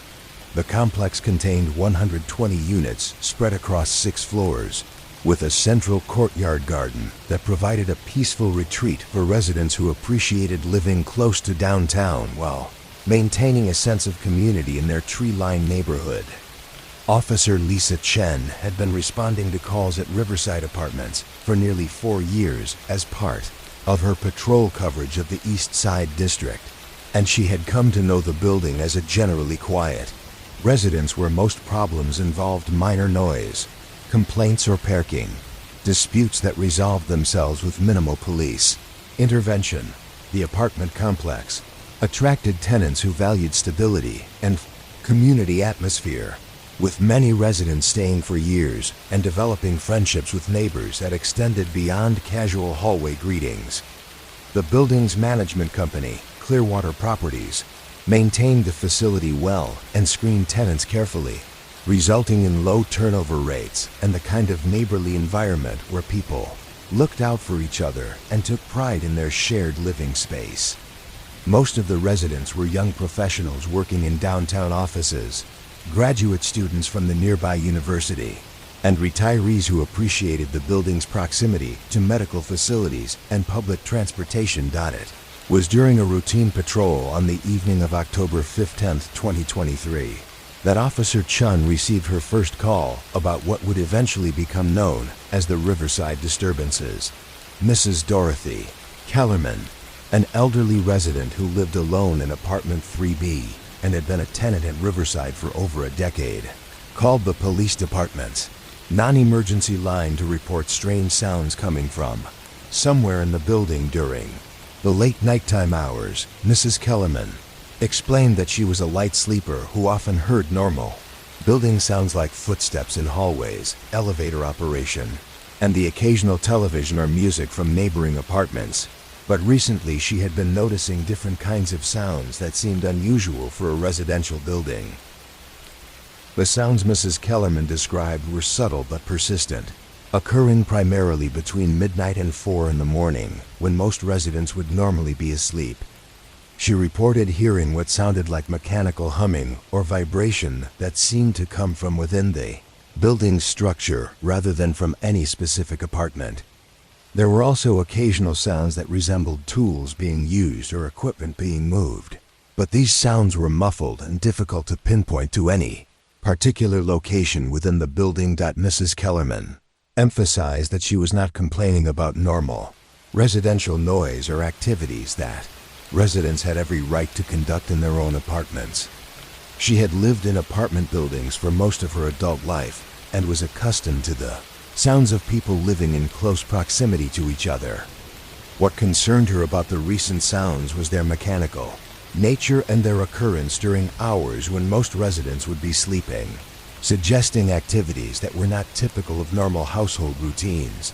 Officer Chun took Mrs. Kellerman's report seriously, both because the elderly woman was known to building management and other residents as a considerate neighbor who rarely complained about minor issues, and because unusual sounds in residential buildings could sometimes indicate illegal activities like drug manufacturing or stolen goods operations that criminals preferred to conduct during nighttime hours when detection was less likely. Chun arranged to meet with Mrs. Kellerman at the apartment building to discuss her observations in more detail and to conduct a preliminary assessment of the situation. During her visit to Riverside Apartments, Officer Chun found Mrs. Kellerman to be a careful and observant witness who had made detailed notes about the unusual sounds she had been hearing. Mrs. Kellerman's apartment was located on the 3rd floor of the building, positioned so that she could hear sounds from various directions, including the floors above and below her unit, as well as from the central areas of the building where elevators, utility rooms, and storage areas were located. Her notes included dates, times, and descriptions of different types of sounds, creating a pattern that suggested the activities were occurring on a regular schedule rather than being random or occasional incidents. According to Mrs. Kellerman's observations, the unusual sounds had begun approximately 3 weeks earlier and had occurred on most nights since then, always during the late night or early morning hours when the building was otherwise quiet. The sounds included a low-frequency humming or vibration that seemed to come from within the building's structure, periodic mechanical noises that suggested the operation of equipment or machinery, and occasional sounds of movement that seemed heavier or more deliberate than typical. Foot traffic in hallways or stairs. Mrs. Kellerman had attempted to identify the source of the sounds by listening carefully from different locations within her apartment, but the acoustics of the building made it difficult to determine whether the sounds were coming from above, below, or from the central areas of the building. She had also tried staying awake during different time periods to observe patterns in the timing and duration of the activities. noting that the sounds typically began around midnight and continued intermittently until approximately 4 in the morning. Officer Chen conducted a walkthrough of the apartment building with Mrs. Kellerman, examining the layout and construction features that might explain how sounds could travel through this structure and affect residents in different locations. The building was constructed with reinforced concrete and steel framing that could conduct vibrations and mechanical sounds throughout the structure, particularly from utility areas that contained heating, ventilation, and electrical systems. However, Chun noted that Mrs. Kellerman was able to distinguish between normal building systems, sounds, and the unusual activities she had been observing. During the walkthrough, Chun also spoke with the building's maintenance supervisor, James Martinez, who had worked at Riverside Apartments for over 15 years and was familiar with all aspects of the building's systems and operations. Martinez confirmed that the building's mechanical systems operated on automatic schedules that did not typically involve manual operation during nighttime hours, and he was unaware of any maintenance or construction activities that would explain the sounds Mrs. Kellerman had described. Martinez also mentioned that he had received a few informal comments from other residents about unusual sounds or activities in the building, but most tenants had assumed the sounds were related to normal building operations or temporary maintenance work. However, when Chun asked for more specific information about these other complaints, Martinez realized that several residents had mentioned hearing similar types of sounds during nighttime hours, suggesting that Mrs. Kellerman's observations might be part of a larger pattern affecting multiple tenants. This information prompted Officer Chun to conduct a more systematic investigation of the situation at Riverside Apartments, beginning with interviews of other residents who might have observed unusual activities or sounds in the building. Chun coordinated with the building management to contact tenants and request their cooperation in providing information about any unusual observations they might have made. During recent weeks, the response from residents revealed that Mrs. Kellerman's concerns were shared by several other tenants who had noticed unusual sounds or activities in the building during nighttime hours. Robert Kim, who lived in apartment 4A directly above Mrs. Kellerman, reported hearing mechanical vibrations that seemed to come from within the building's structure rather than from any neighboring apartment. Sarah Thompson in apartment 2C had noticed what sounded like equipment being moved or operated in areas of the building that she assumed were utility or storage spaces. Michael Garcia in apartment 5B had observed unusual activity in the building's parking garage during late-night hours, including vehicles that he did not recognize as belonging to residents and individuals who appeared to be moving equipment or materials rather than simply parking their cars. Jessica Wong in apartment 1A had noticed that the building's service elevator, which was normally used only during daytime hours for maintenance and deliveries, seemed to be operating during nighttime hours when no scheduled maintenance work was supposed to be occurring. These observations from multiple residents confirmed that unusual activities were indeed occurring within the Riverside Apartments building, and the pattern of nighttime timing suggested that the activities were being conducted deliberately to avoid detection by residents and building management.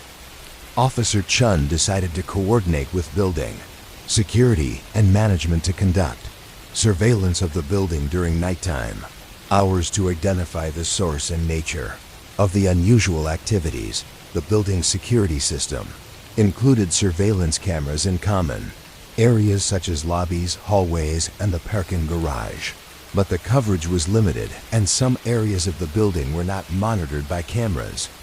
Chun reviewed recorded footage from the security system for the dates and times when residents had reported unusual sounds, looking for any activities or individuals that might explain the disturbances. Security footage revealed several interesting patterns that had not been immediately apparent to building management. During the nighttime hours when residents reported hearing unusual sounds, the footage showed individuals moving through the building's service areas and using the service elevator to transport what appeared to be equipment or materials. The individuals involved were dressed in work clothing and moved through the building as if they were familiar with its layout and security systems. Most significantly, the individuals observed in the security footage did not appear to be residents of the building or members of the building's regular maintenance staff. They used access cards or keys to enter restricted areas, suggesting that they had obtained authorization to use the building's service areas. But their activities occurred during hours when no legitimate maintenance or service work was scheduled to take place. Chun shared this information with the building management company, which conducted an immediate review of all access cards and keys issued for service areas of the building. This review revealed that several access cards had been issued to a contractor company that had performed electrical work in the building approximately 1 month earlier. But these cards had not been returned to building management when the electrical work was completed as required by standard security procedures. The contractor company, identified as Metropolitan Electrical Services, had been hired to upgrade electrical systems in several areas of the building, including utility rooms, storage areas, and the service elevator systems. According to building management records, the electrical work had been completed satisfactorily and the contractor had been paid for their services. But the failure to return access cards had created a security vulnerability that allowed unauthorized individuals to enter restricted areas of the building.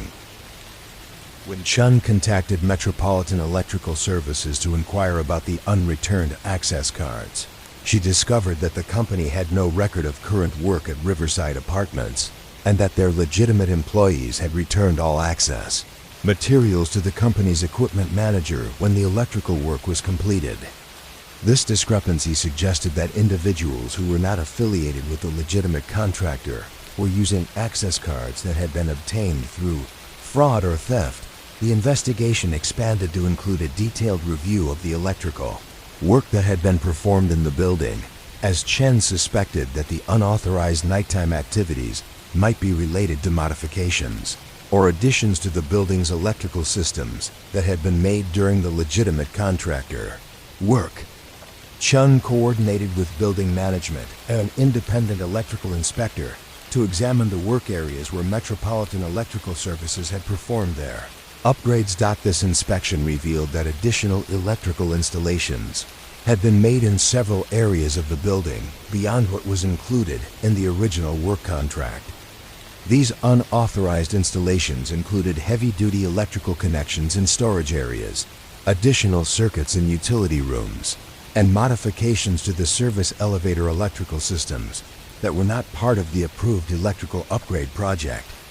The unauthorized electrical work appeared to be designed to support high-power equipment or operations that would require significantly more electrical capacity than typical residential uses. The discovery of unauthorized electrical installations prompted Chun to coordinate with federal agencies that specialize in investigating illegal activities that required substantial electrical power, such as drug manufacturing operations, cryptocurrency mining facilities, or other industrial activities that criminals sometimes attempted to conduct in residential or commercial buildings without proper permits or legal authorization. Detective Maria Santos from the Regional Drug Task Force joined the investigation, bringing expertise in recognizing signs of illegal drug manufacturing operations that often required substantial electrical power for equipment such as ventilation systems, heating elements, and chemical processing equipment. Santos noted that the unauthorized electrical installations at Riverside Apartments were consistent with preparations for establishing a drug manufacturing operation that would require concealment within a legitimate residential building. Investigation team decided to conduct coordinated surveillance of the building during nighttime hours to observe the unauthorized activities and identify the individuals involved. This surveillance revealed that a sophisticated drug manufacturing operation had been established in storage and utility areas of the Riverside Apartments building, using the unauthorized electrical installations to power equipment for producing methamphetamine and other controlled substances. The operation involved several individuals who used the fraudulently obtained access cards to enter the building during nighttime hours when residents were sleeping and building management staff were not present. The individuals transported equipment and chemicals using the service elevator and conducted manufacturing activities in areas of the building that were isolated from residential units but were not regularly monitored by building security or management personnel. The drug manufacturing operation had been carefully planned to minimize detection by residents and building management. The equipment was operated primarily during nighttime hours to reduce the likelihood of discovery, and the manufacturing areas were located in parts of the building where sounds and odors were less likely to reach residential units. However, the mechanical vibrations and equipment sounds had been transmitted through the building structure, creating the disturbances that observant residents like Mrs. Kellerman had detected and reported. On November 8, 2023, law enforcement agencies conducted a coordinated operation to arrest the individuals involved in the drug manufacturing operation and to seize the equipment and illegal substances that had been produced in the Riverside Apartments building.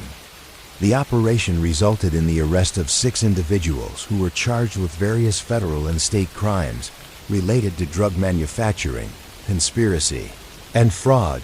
The investigation revealed that the drug manufacturing operation had been producing significant quantities of methamphetamine and other controlled substances for distribution throughout the regional area. The operation had been active for approximately 1 month, using the Riverside Apartments building as a production facility because the residential setting provided effective concealment from law enforcement surveillance, while the building's electrical and ventilation systems could be modified to support industrial-scale drug production. The individuals arrested in connection with the operation included both the organizers who had planned and financed the illegal activities and the technicians who had performed the electrical modifications and operated the drug manufacturing equipment. Several of the individuals had previous criminal records related to drug trafficking and fraud, and they had specifically targeted the Riverside Apartments building because of security vulnerabilities they had identified during the legitimate electrical contractor work. The resolution of the case brought recognition for Mrs. Dorothy Kellerman and the other residents who had reported their observations about unusual activities in the building.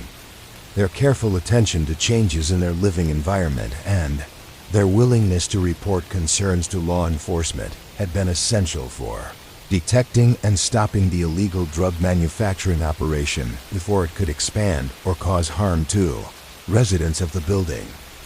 Building management at Riverside Apartments implemented enhanced security procedures to prevent similar incidents in the future, including more strict controls on contractor access cards, regular inspections of utility and storage areas, and improved coordination with law enforcement agencies for monitoring potential security threats.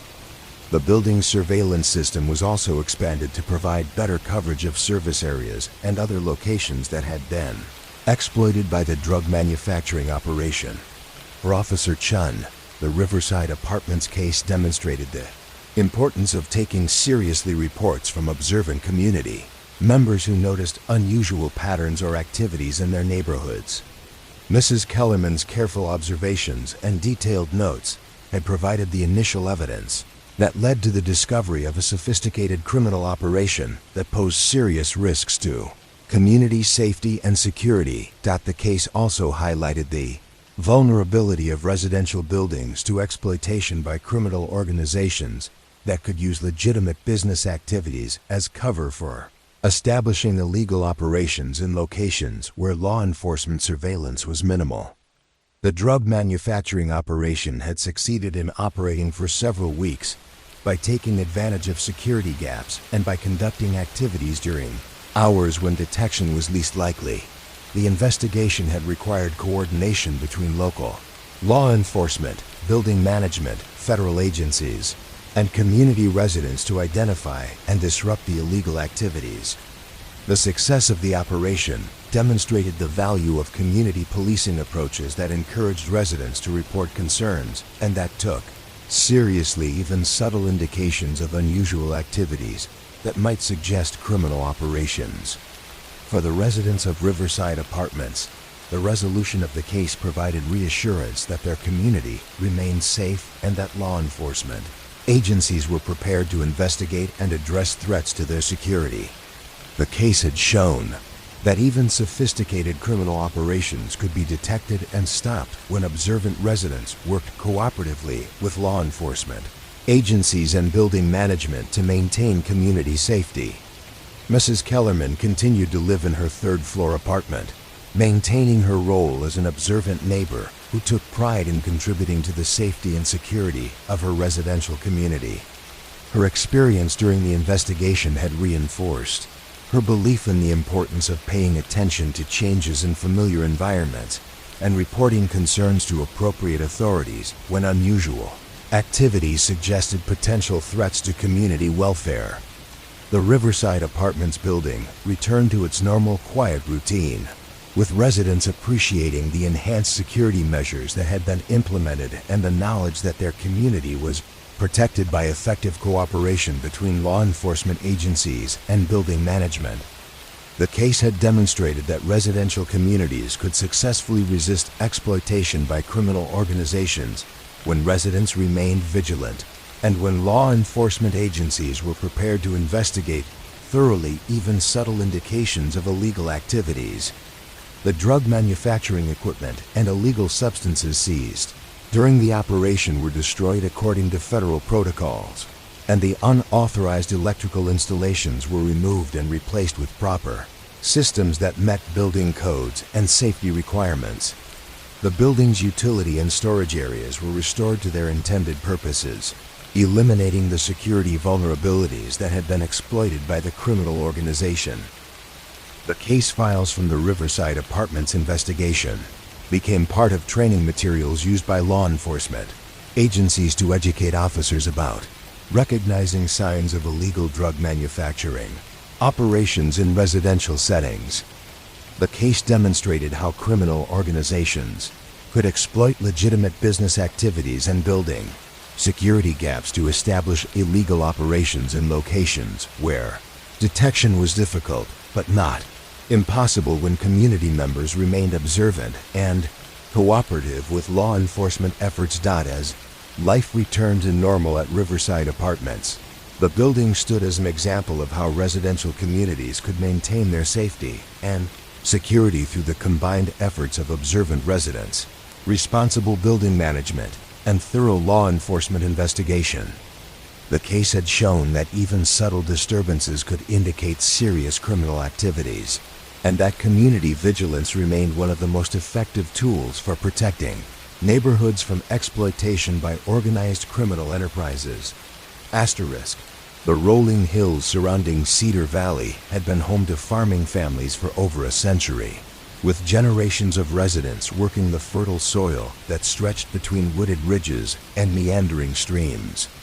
The town of Cedar Valley itself was small enough that most residents knew each other by name, a community of 2,400 people who took pride in their agricultural heritage and the peaceful rural lifestyle that drew visitors from urban areas seeking weekend retreats in the countryside. Deputy Sheriff Amanda Foster had grown up in Cedar Valley and had returned after completing her law enforcement training, drawn by the opportunity to serve the community where her own family had farmed for 3 generations.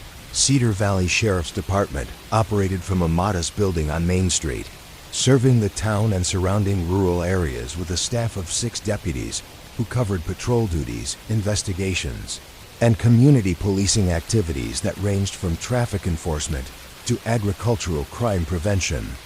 Most calls involved minor incidents such as property disputes between neighbors, occasional vandalism by teenagers, and the routine problems that occurred in any small community where people lived and worked in close proximity to each other. Serious crimes were relatively rare in Cedar Valley, making the community an attractive place for families who valued safety and stability. It was during a routine review of old case files in January 2024 that Deputy Foster came across a collection of reports and notes that had been filed under the heading Brennan Farm Various Incidents, 2019 to 2022. The file contained nearly 30 pages of documentation related to the Brennan family property, a 200-acre farm located approximately 5 miles outside of Cedar Valley proper, along County Road 47, where several farming families maintained properties that had been in their families for decades. Foster was familiar with the Brennan farm from her patrols through the rural areas, though she had never had occasion to visit the property for any law enforcement matters. The Brennan family had operated their farm for over 40 years, raising cattle and growing corn and soybeans on land that had been purchased by Thomas and Martha Brennan when they moved to Cedar Valley from a larger city in 1981. The couple had worked diligently to establish their farming operation, building a reputation for quality livestock and crops while raising 3 children who had eventually moved away to pursue careers in other parts of the state.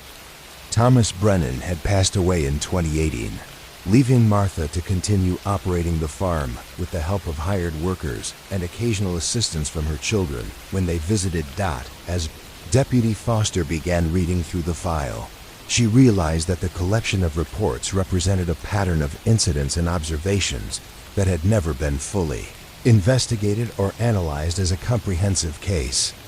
The reports had been filed by different deputies over a 3-year period, with each incident treated as a separate matter rather than as part of a larger pattern that might warrant more thorough investigation.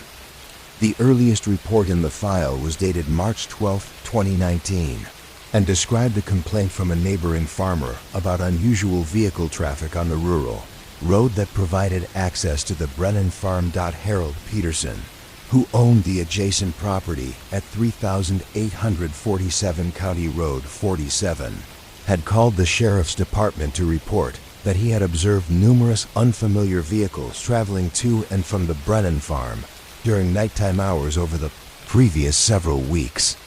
Peterson explained that County Road 47 was a quiet rural road that typically saw very little traffic beyond the farming families who lived along its length, making any increase in vehicle activity noticeable to residents who were familiar with normal traffic patterns in the area. The vehicles Peterson had observed included pickup trucks, panel vans, and passenger cars that did not appear to belong to the Brennan family or their usual farm workers. The vehicles typically arrived at the Brennan farm during evening or nighttime hours and remained for varying periods before departing, sometimes individually and sometimes in small groups. Peterson had initially assumed that the increased traffic was related to farm business or family activities, but the frequency and timing of the visits had begun to seem unusual for normal agricultural operations. Deputy Mark Wilson had responded to Peterson's complaint and had conducted a brief interview with Martha Brennan about the reported vehicle traffic. According to Wilson's report, Mrs. Brennan had explained that she had been hosting meetings for a farm cooperative group that was exploring new marketing opportunities for local agricultural products. The meetings included farmers and agricultural business representatives from several counties, which explained the presence of unfamiliar vehicles and the evening schedule that accommodated participants who had daytime farming responsibilities. Mrs. Brennan's explanation had seemed reasonable to Deputy Wilson, and he had closed the complaint with a notation that the increased traffic was related to legitimate agricultural business activities. However, Wilson had also noted in his report that Mrs. Brennan had seemed somewhat nervous during their conversation and had been reluctant to provide specific details about the farm cooperative meetings or the identity of the participants. 3 months later, another report appeared in the file describing a different type of incident at the Brennan farm. On June 8, 2019, the Cedar Valley Fire Department had responded to a call about a barn fire at the Brennan property. The fire had been contained before causing major damage to the main barn structure, but firefighters had noted several unusual aspects of the incident that they had reported to the sheriff's department for follow-up investigation. Fire Chief Robert Martinez had observed that the fire appeared to have started in a storage area of the barn that contained equipment and materials that seemed inconsistent with normal farming operations.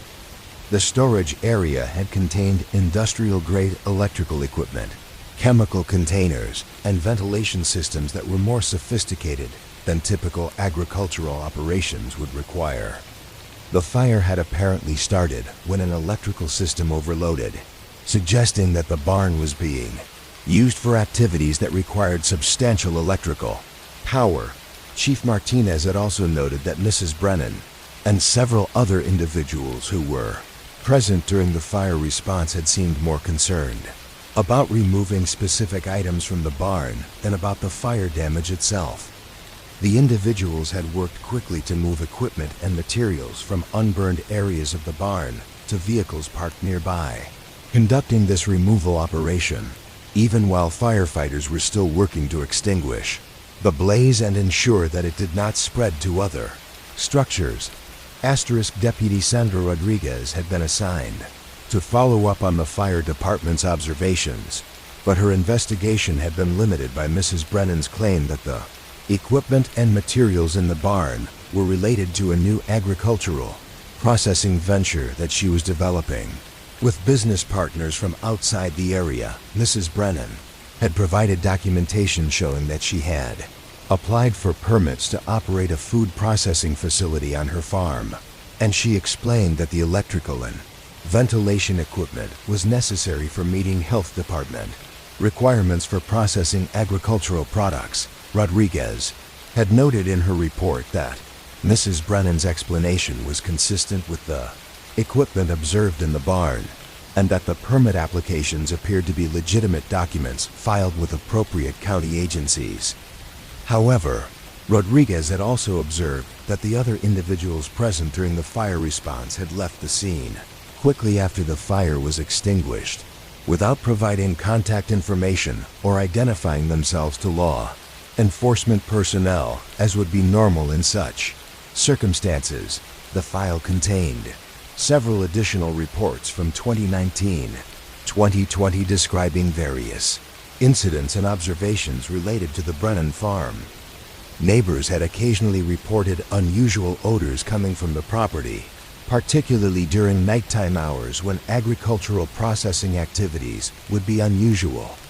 Other residents had observed large delivery trucks visiting the farm during times when normal agricultural deliveries would not be expected, such as during winter months when farming activities were minimal. Mail carrier Jennifer Walsh had reported that the Brennan farm had begun receiving unusually large quantities of packages and mail, including deliveries from chemical supply companies and equipment manufacturers that seemed excessive for normal farming operations. Walsh had noted that Mrs. Brennan had requested that all packages be left at the main gate rather than being delivered to the farmhouse, and that someone typically retrieved the packages within hours of delivery rather than allowing them to accumulate, as would be normal for busy farming operations. The most significant report in the file was dated September 15, 2020, and described an incident where state environmental authorities had received an anonymous complaint about possible water contamination from the Brennan farm. Environmental Inspector Lisa Chang had visited the property to conduct water quality testing in streams and wells near the farm, looking for evidence of chemical contamination that might pose risks to public health or environmental safety. Inspector Chang's report indicated that her testing had revealed elevated levels of several industrial chemicals in water sources near the Brennan farm, including substances that were not typically associated with normal agricultural operations. The contamination levels were not immediately dangerous to human health, but they suggested that industrial activities involving chemical processing or manufacturing might be occurring on the property without proper environmental permits or safety controls.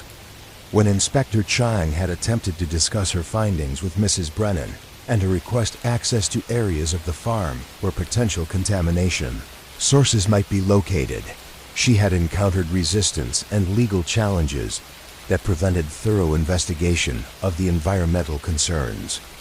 Mrs. Brennan had retained an attorney who had argued that the environmental testing was conducted without proper warrants and that the results could not be used to justify further investigation of the property.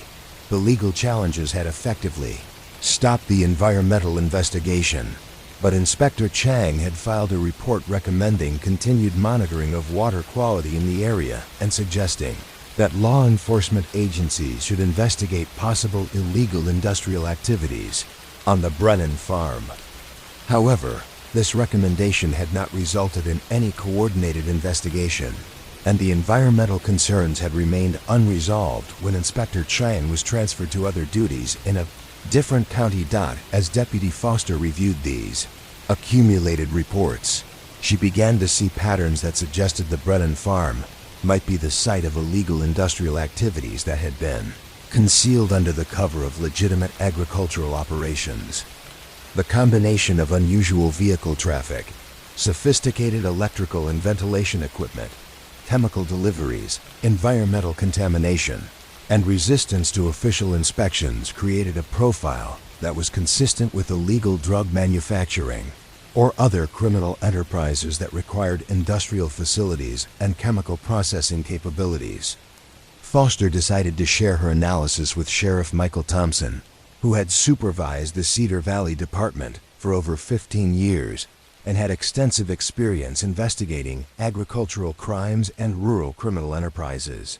Sheriff Thompson reviewed the file carefully and agreed that the accumulated evidence warranted a coordinated investigation to determine whether illegal activities were occurring on the Brennan farm and to assess any threats to community safety or environmental health.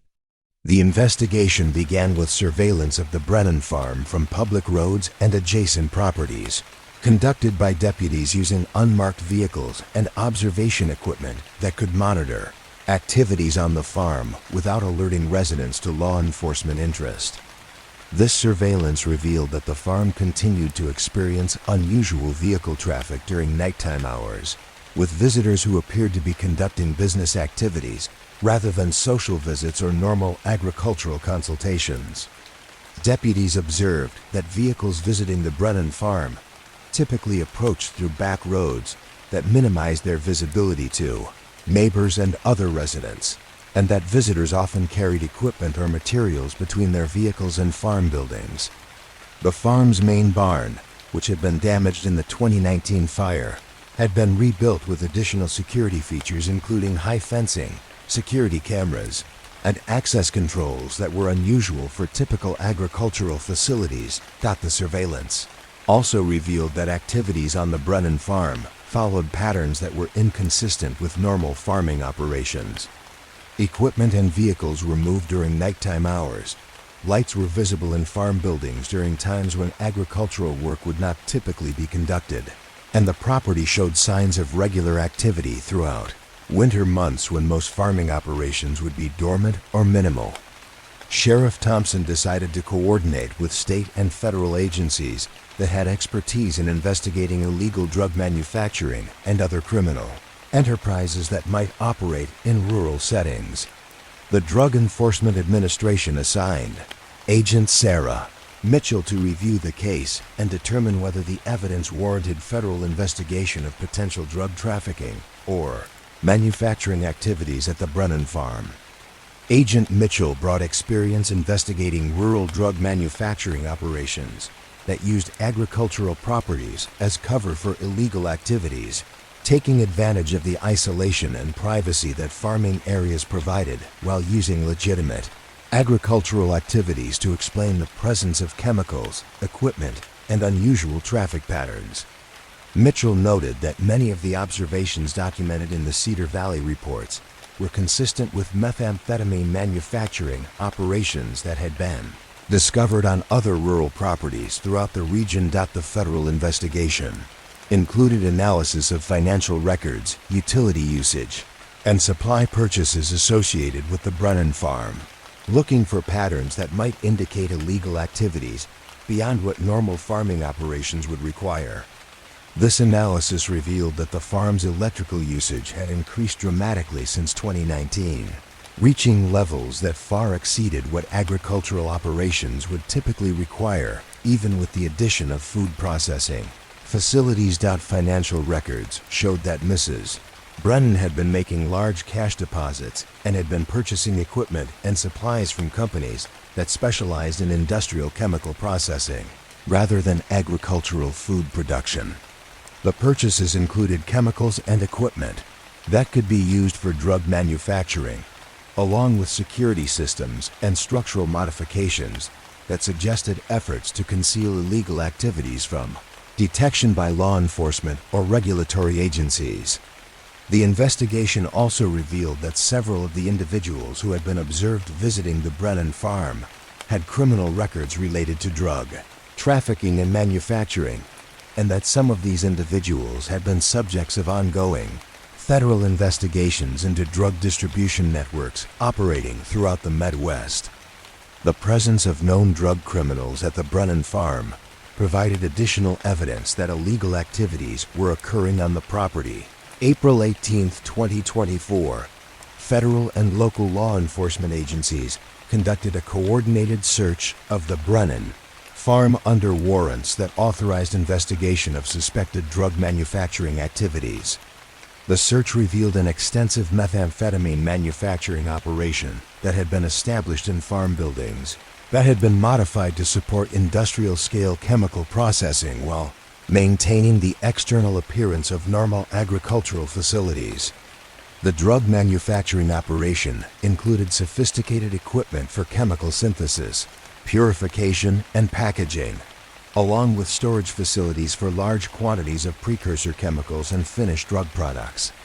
The operation had been designed to produce methamphetamine for distribution throughout the regional area, using the rural farm location to avoid detection while taking advantage of agricultural cover to explain the presence of chemicals and equipment needed for drug production.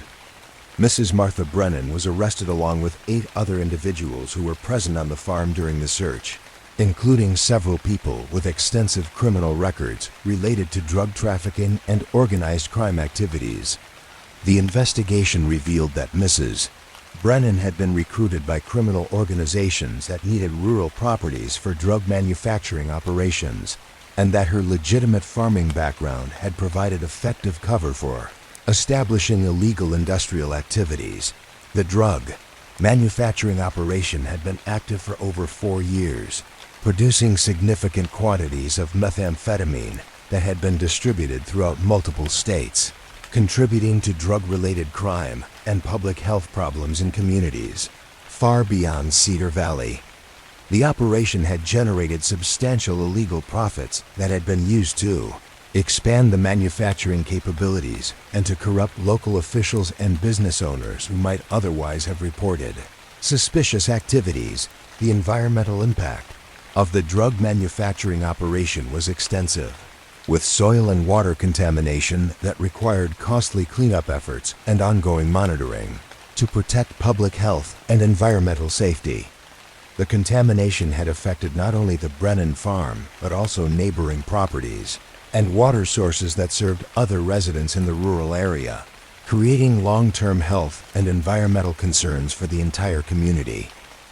The resolution of the case brought recognition for Deputy Foster's careful analysis of the accumulated reports and her recognition that apparently separate incidents were actually part of a larger pattern indicating serious criminal activity.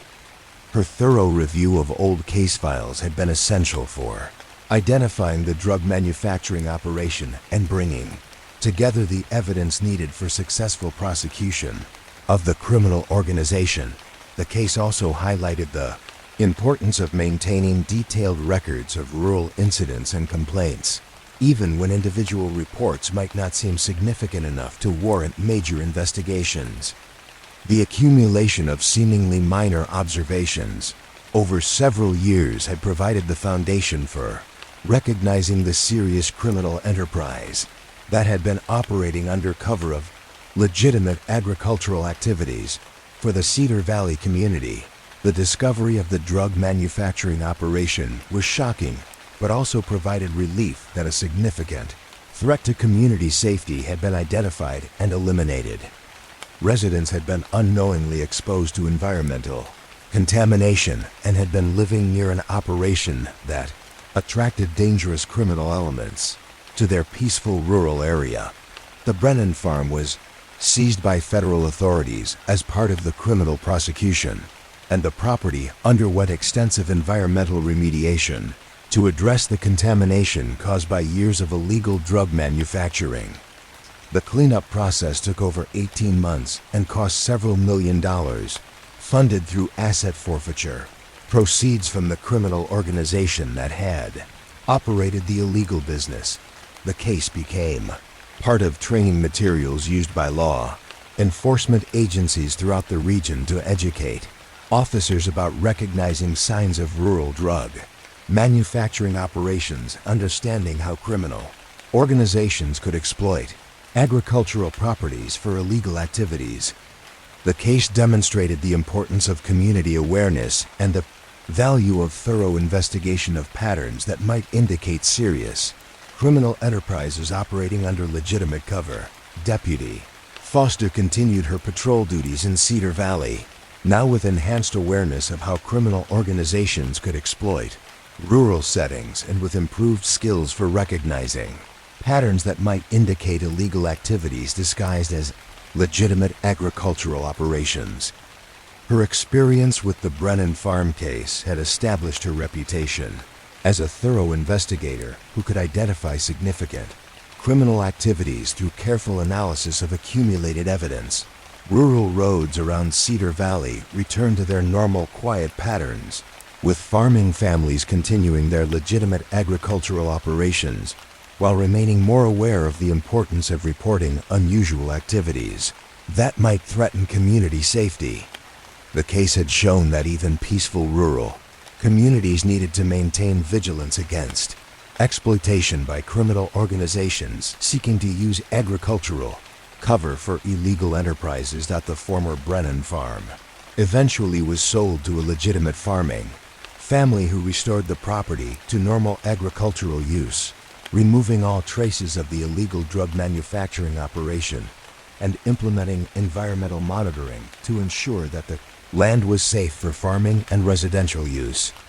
The new owners worked closely with environmental authorities and community members to demonstrate their commitment to operating a legitimate farming business that contributed positively to the Cedar Valley community. As seasons passed and the memory of the drug manufacturing operation gradually faded, the Cedar Valley area remained a peaceful rural community where farming families continued their agricultural traditions while maintaining awareness of the importance of community cooperation in protecting their area from exploitation by criminal organizations seeking to use rural isolation for illegal purposes.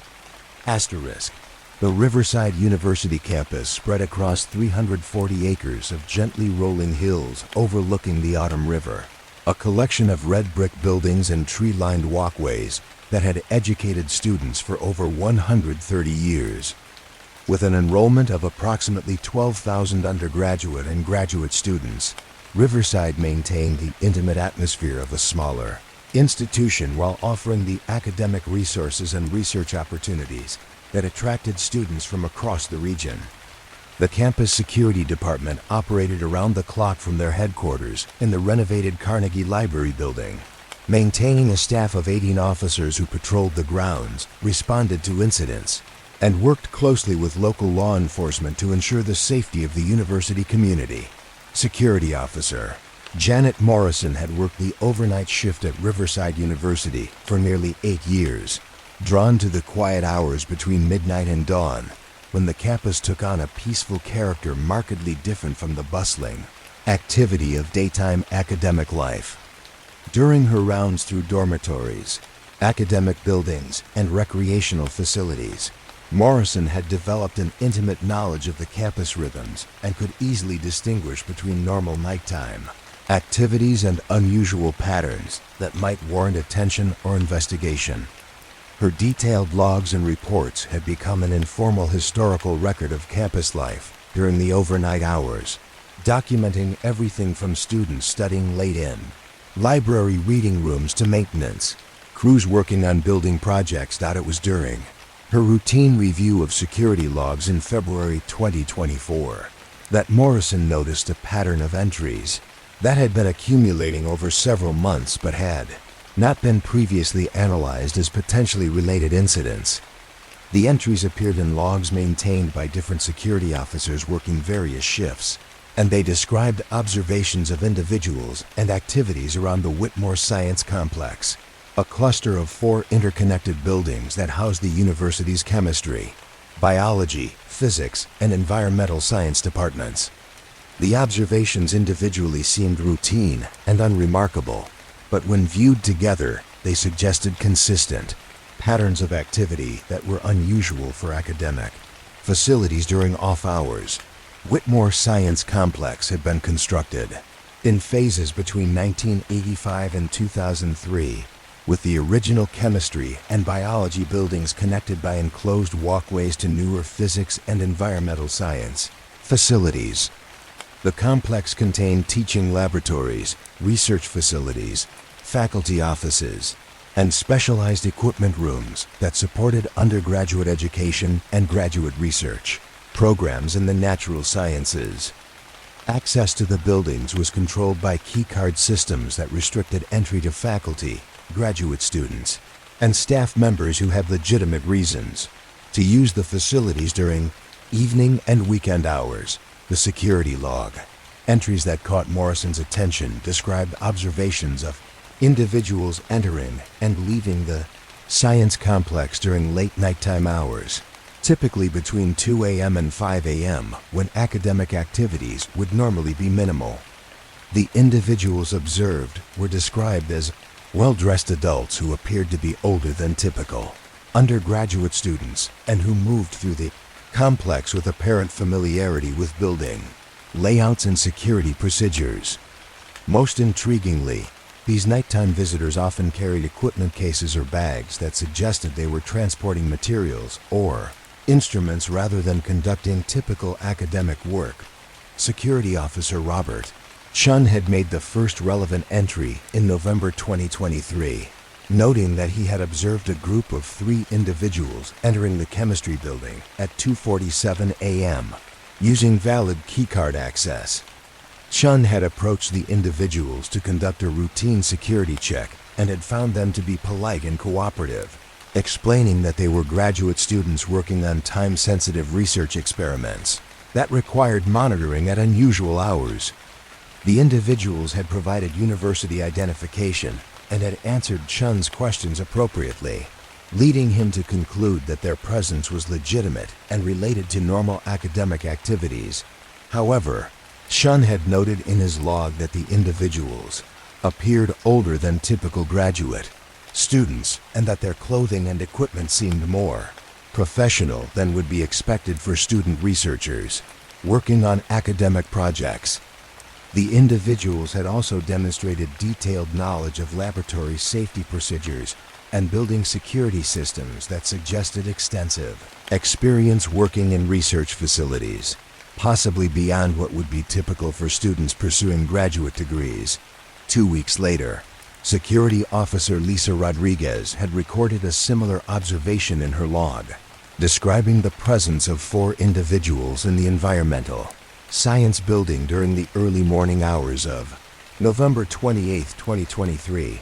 Rodriguez had conducted a security check and had found the individuals working in one of the advanced instrumentation laboratories using sophisticated analytical equipment that was typically reserved for faculty research projects or high-level graduate student work. The individuals had explained that they were collaborating with faculty members on research projects that required round-the-clock data collection and analysis. Rodriguez had noted that the individuals seemed unusually secretive about the specific nature of their research work, providing only general descriptions of environmental monitoring projects when asked about their activities. The individuals had also requested that Rodriguez not mention their presence to other security officers or university staff, claiming that their research involved confidential industrial partnerships. that required discretion to protect intellectual property and competitive advantages.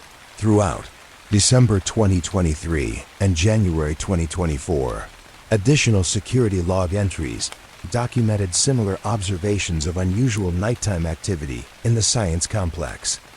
Officer David Park had observed individuals transporting what appeared to be chemical samples or biological specimens between different buildings in the complex, using insulated containers and specialized handling equipment that suggested professional-level research activities. Officer Maria Santos had noted the presence of sophisticated electronic equipment in laboratories that was not part of the university's regular inventory, suggesting that outside organizations might be using campus facilities for research or testing purposes. The accumulation of these observations prompted Morrison to conduct a more detailed analysis of keycard access records for the science complex, looking for patterns in after-hours building usage that might explain the unusual nighttime activities. The university's electronic access system maintained detailed logs of when specific keycards were used to enter buildings, providing a comprehensive record of who was accessing facilities. And when those accesses occurred, Morrison's analysis revealed that several keycards issued to graduate students and faculty members were being used to access the science complex during nighttime hours much more frequently than would be expected for normal academic activities. Some keycards showed access patterns that suggested round-the-clock facility usage, with entries recorded at all hours of the day and night in patterns that were inconsistent with typical academic schedules or research routines. Most significantly, Morrison discovered that some of the keycards being used for nighttime access had been issued to individuals who were not currently enrolled as students or employed as faculty or staff at Riverside University. These keycards appeared to have been retained by former students or employees who had left the university but whose access credentials had not been properly deactivated, creating security vulnerabilities that allowed unauthorized individuals to enter restricted academic facilities.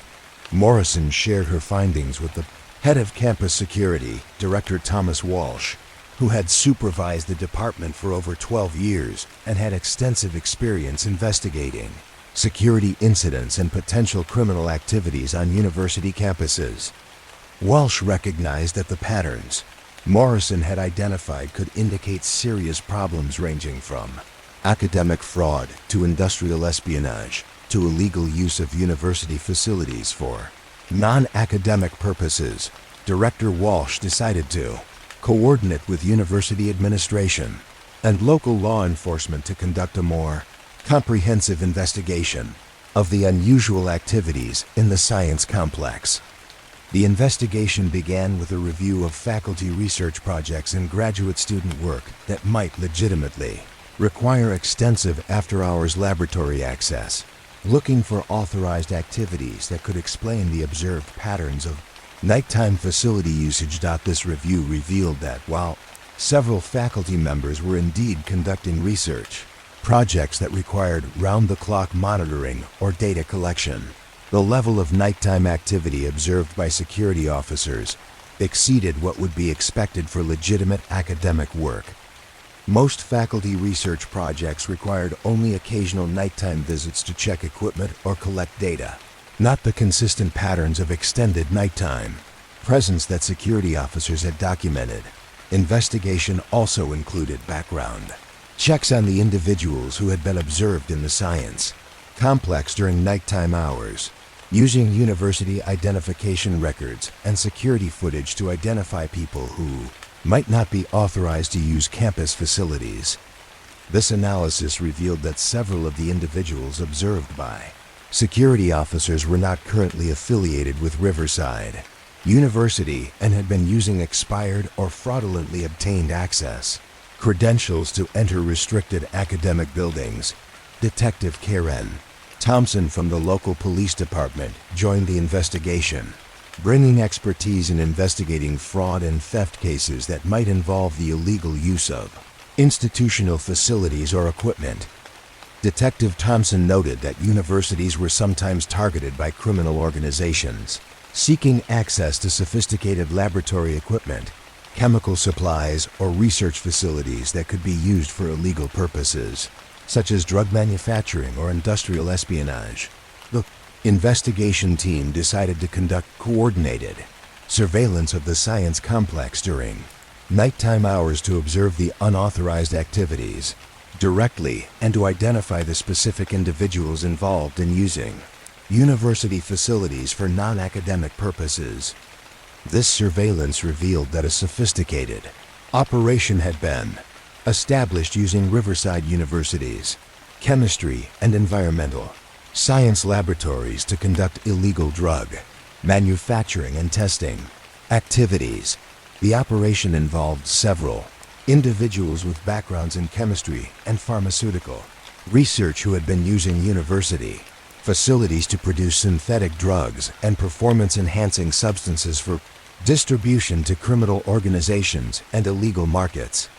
The operation had been carefully planned to avoid detection by university officials and law enforcement, using legitimate-appearing research activities as cover for illegal manufacturing and distribution activities. The individuals involved in the operation had gained access to university facilities through a combination of expired access credentials, fraudulent identification documents, and collusion with current or former university employees who provided information about security procedures and building layouts. The operation had been active for over 6 months, using university equipment and supplies to produce illegal substances while avoiding the costs and risks associated with establishing independent manufacturing facilities. The Possicoats establishing independent manufacturing facilities. Illegal drug manufacturing operation was conducted primarily during nighttime hours when university facilities were less likely to be monitored by faculty or staff members, and the individuals involved had developed sophisticated methods for concealing their activities from routine security patrols and building maintenance crews.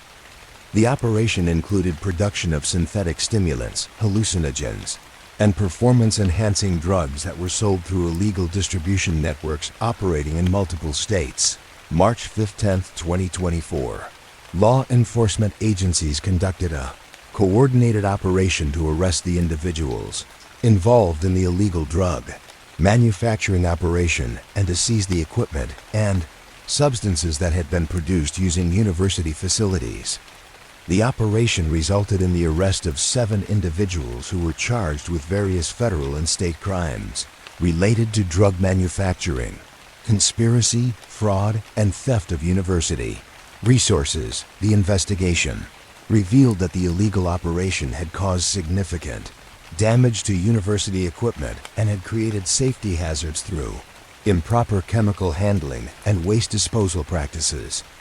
The operation had also compromised the integrity of legitimate research projects by using equipment and laboratory spaces that were needed for authorized academic activities, creating delays and complications for faculty and graduate students conducting legitimate research. Resolution of the case prompted Riverside University to implement comprehensive security upgrades, including enhanced access control systems, improved surveillance coverage of research facilities, and stronger coordination between campus security and local law enforcement agencies. The university also established new procedures for monitoring after hours, facility usage, and for ensuring that access credentials were properly managed when students and employees left the institution. Security Officer Janet Morrison received recognition from university administration and law enforcement agencies for her careful analysis of security logs and her recognition that apparently routine observations were actually part of a significant criminal operation. Her thorough documentation and pattern analysis had been essential for identifying the illegal drug manufacturing operation and bringing together the evidence needed for successful prosecution. Asterisk. The case also highlighted the vulnerability of university research facilities to exploitation by criminal organizations seeking access to sophisticated equipment, and chemical supplies without the costs and risks associated with establishing independent illegal operations. The case demonstrated the importance of maintaining strict security controls over access to research facilities and monitoring usage patterns that might indicate unauthorized activities. For the Riverside University community, the discovery of the illegal drug manufacturing operation was concerning, but also provided reassurance that effective security measures and vigilant personnel were in place to protect campus facilities from exploitation by criminal organizations. The case had shown that even sophisticated criminal operations could be detected and stopped when security personnel maintained detailed records and recognized unusual patterns that warranted investigation. The science complex underwent extensive decontamination and equipment replacement to address safety hazards and damage caused by the illegal manufacturing operation. The cleanup process took several months and required coordination between university facilities management, environmental safety specialists, and law enforcement agencies to ensure that all traces of illegal activities were properly removed and that facilities were safe for resumption of legitimate academic activities. The case became part of training materials used by university security departments throughout the region to educate officers about recognizing signs of unauthorized facility usage and understanding how criminal organizations might attempt to exploit academic institutions for illegal purposes. The case demonstrated the importance of maintaining detailed security logs and conducting regular analysis of activity patterns that might indicate criminal exploitation of university resources.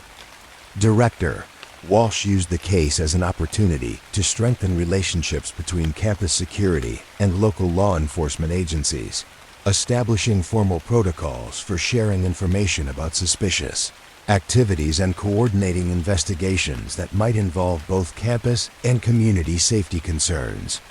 The enhanced cooperation helped ensure that future threats to university security would be detected and addressed more quickly and effectively.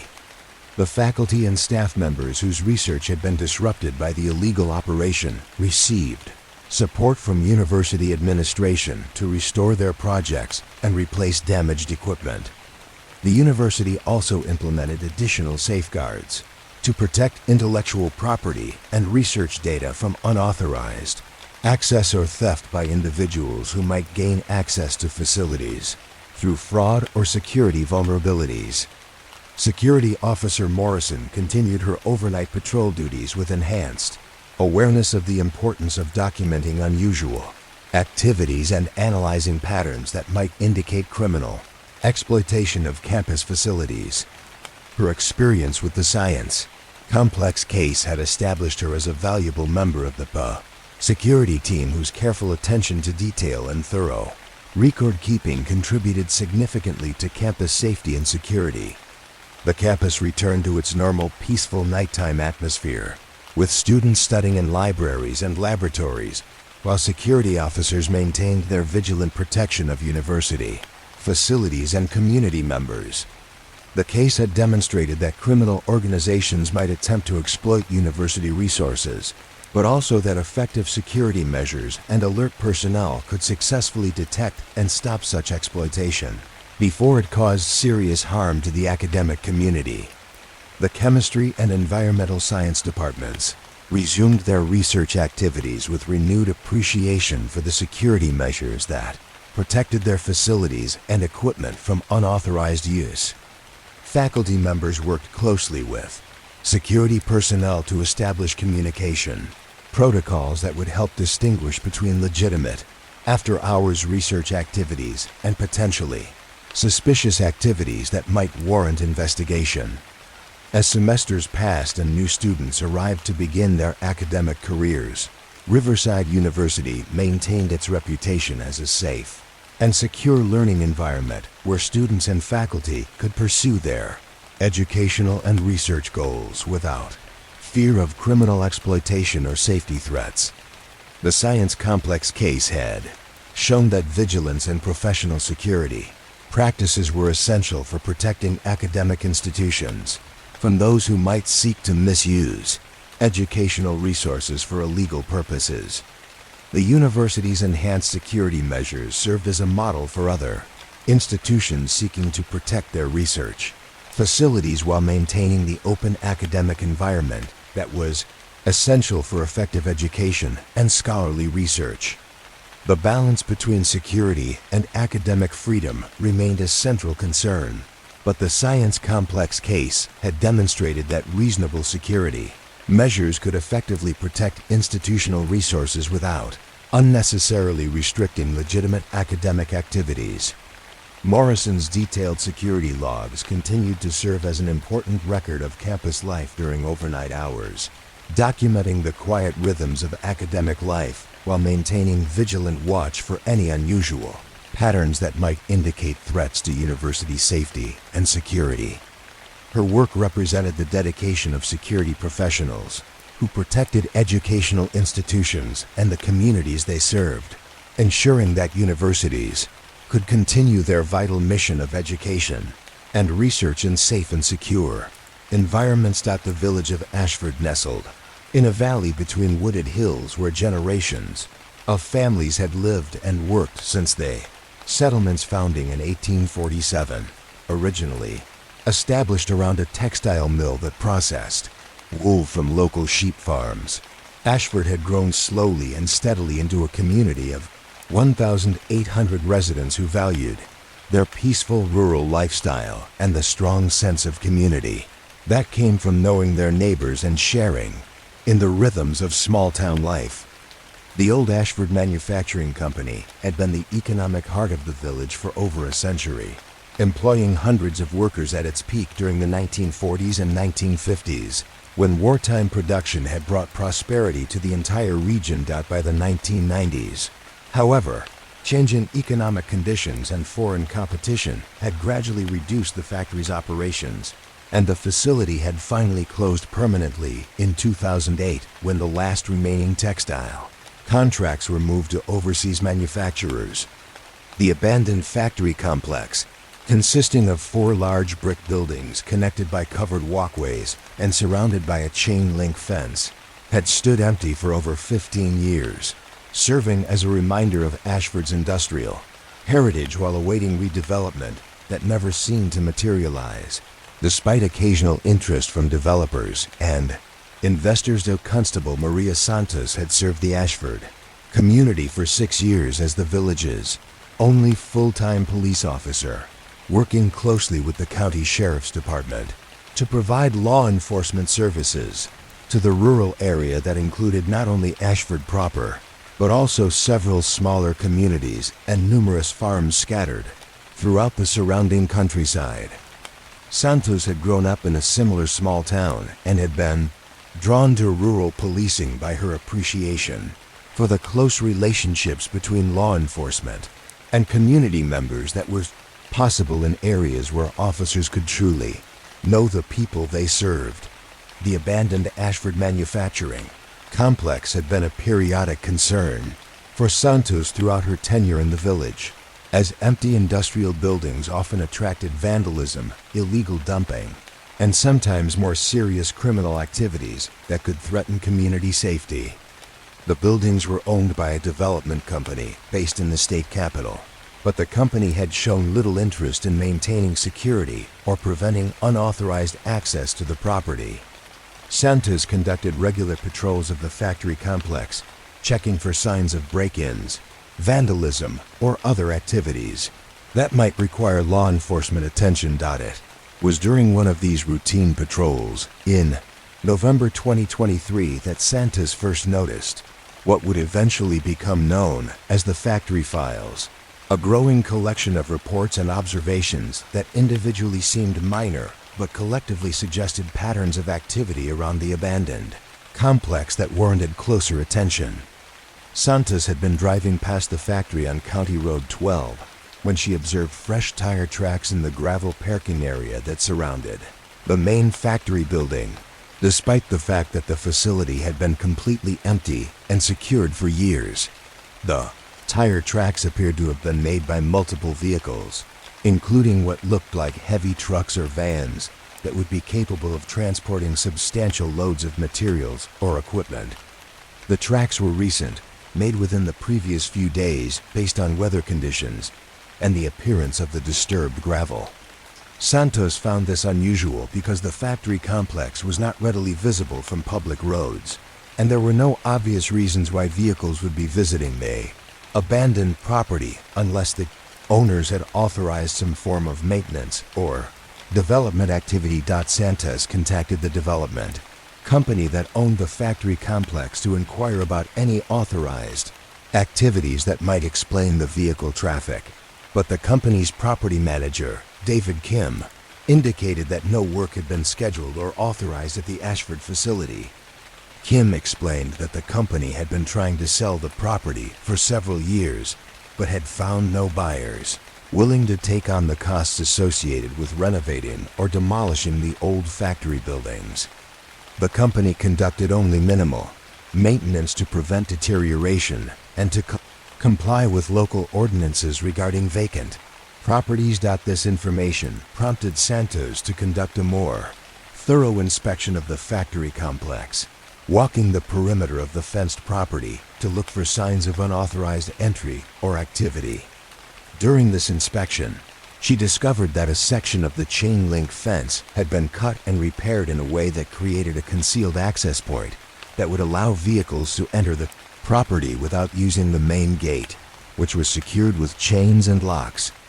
The fence repair had been done skillfully, using matching materials and techniques that made the access point difficult to detect unless someone was specifically looking for signs of unauthorized entry.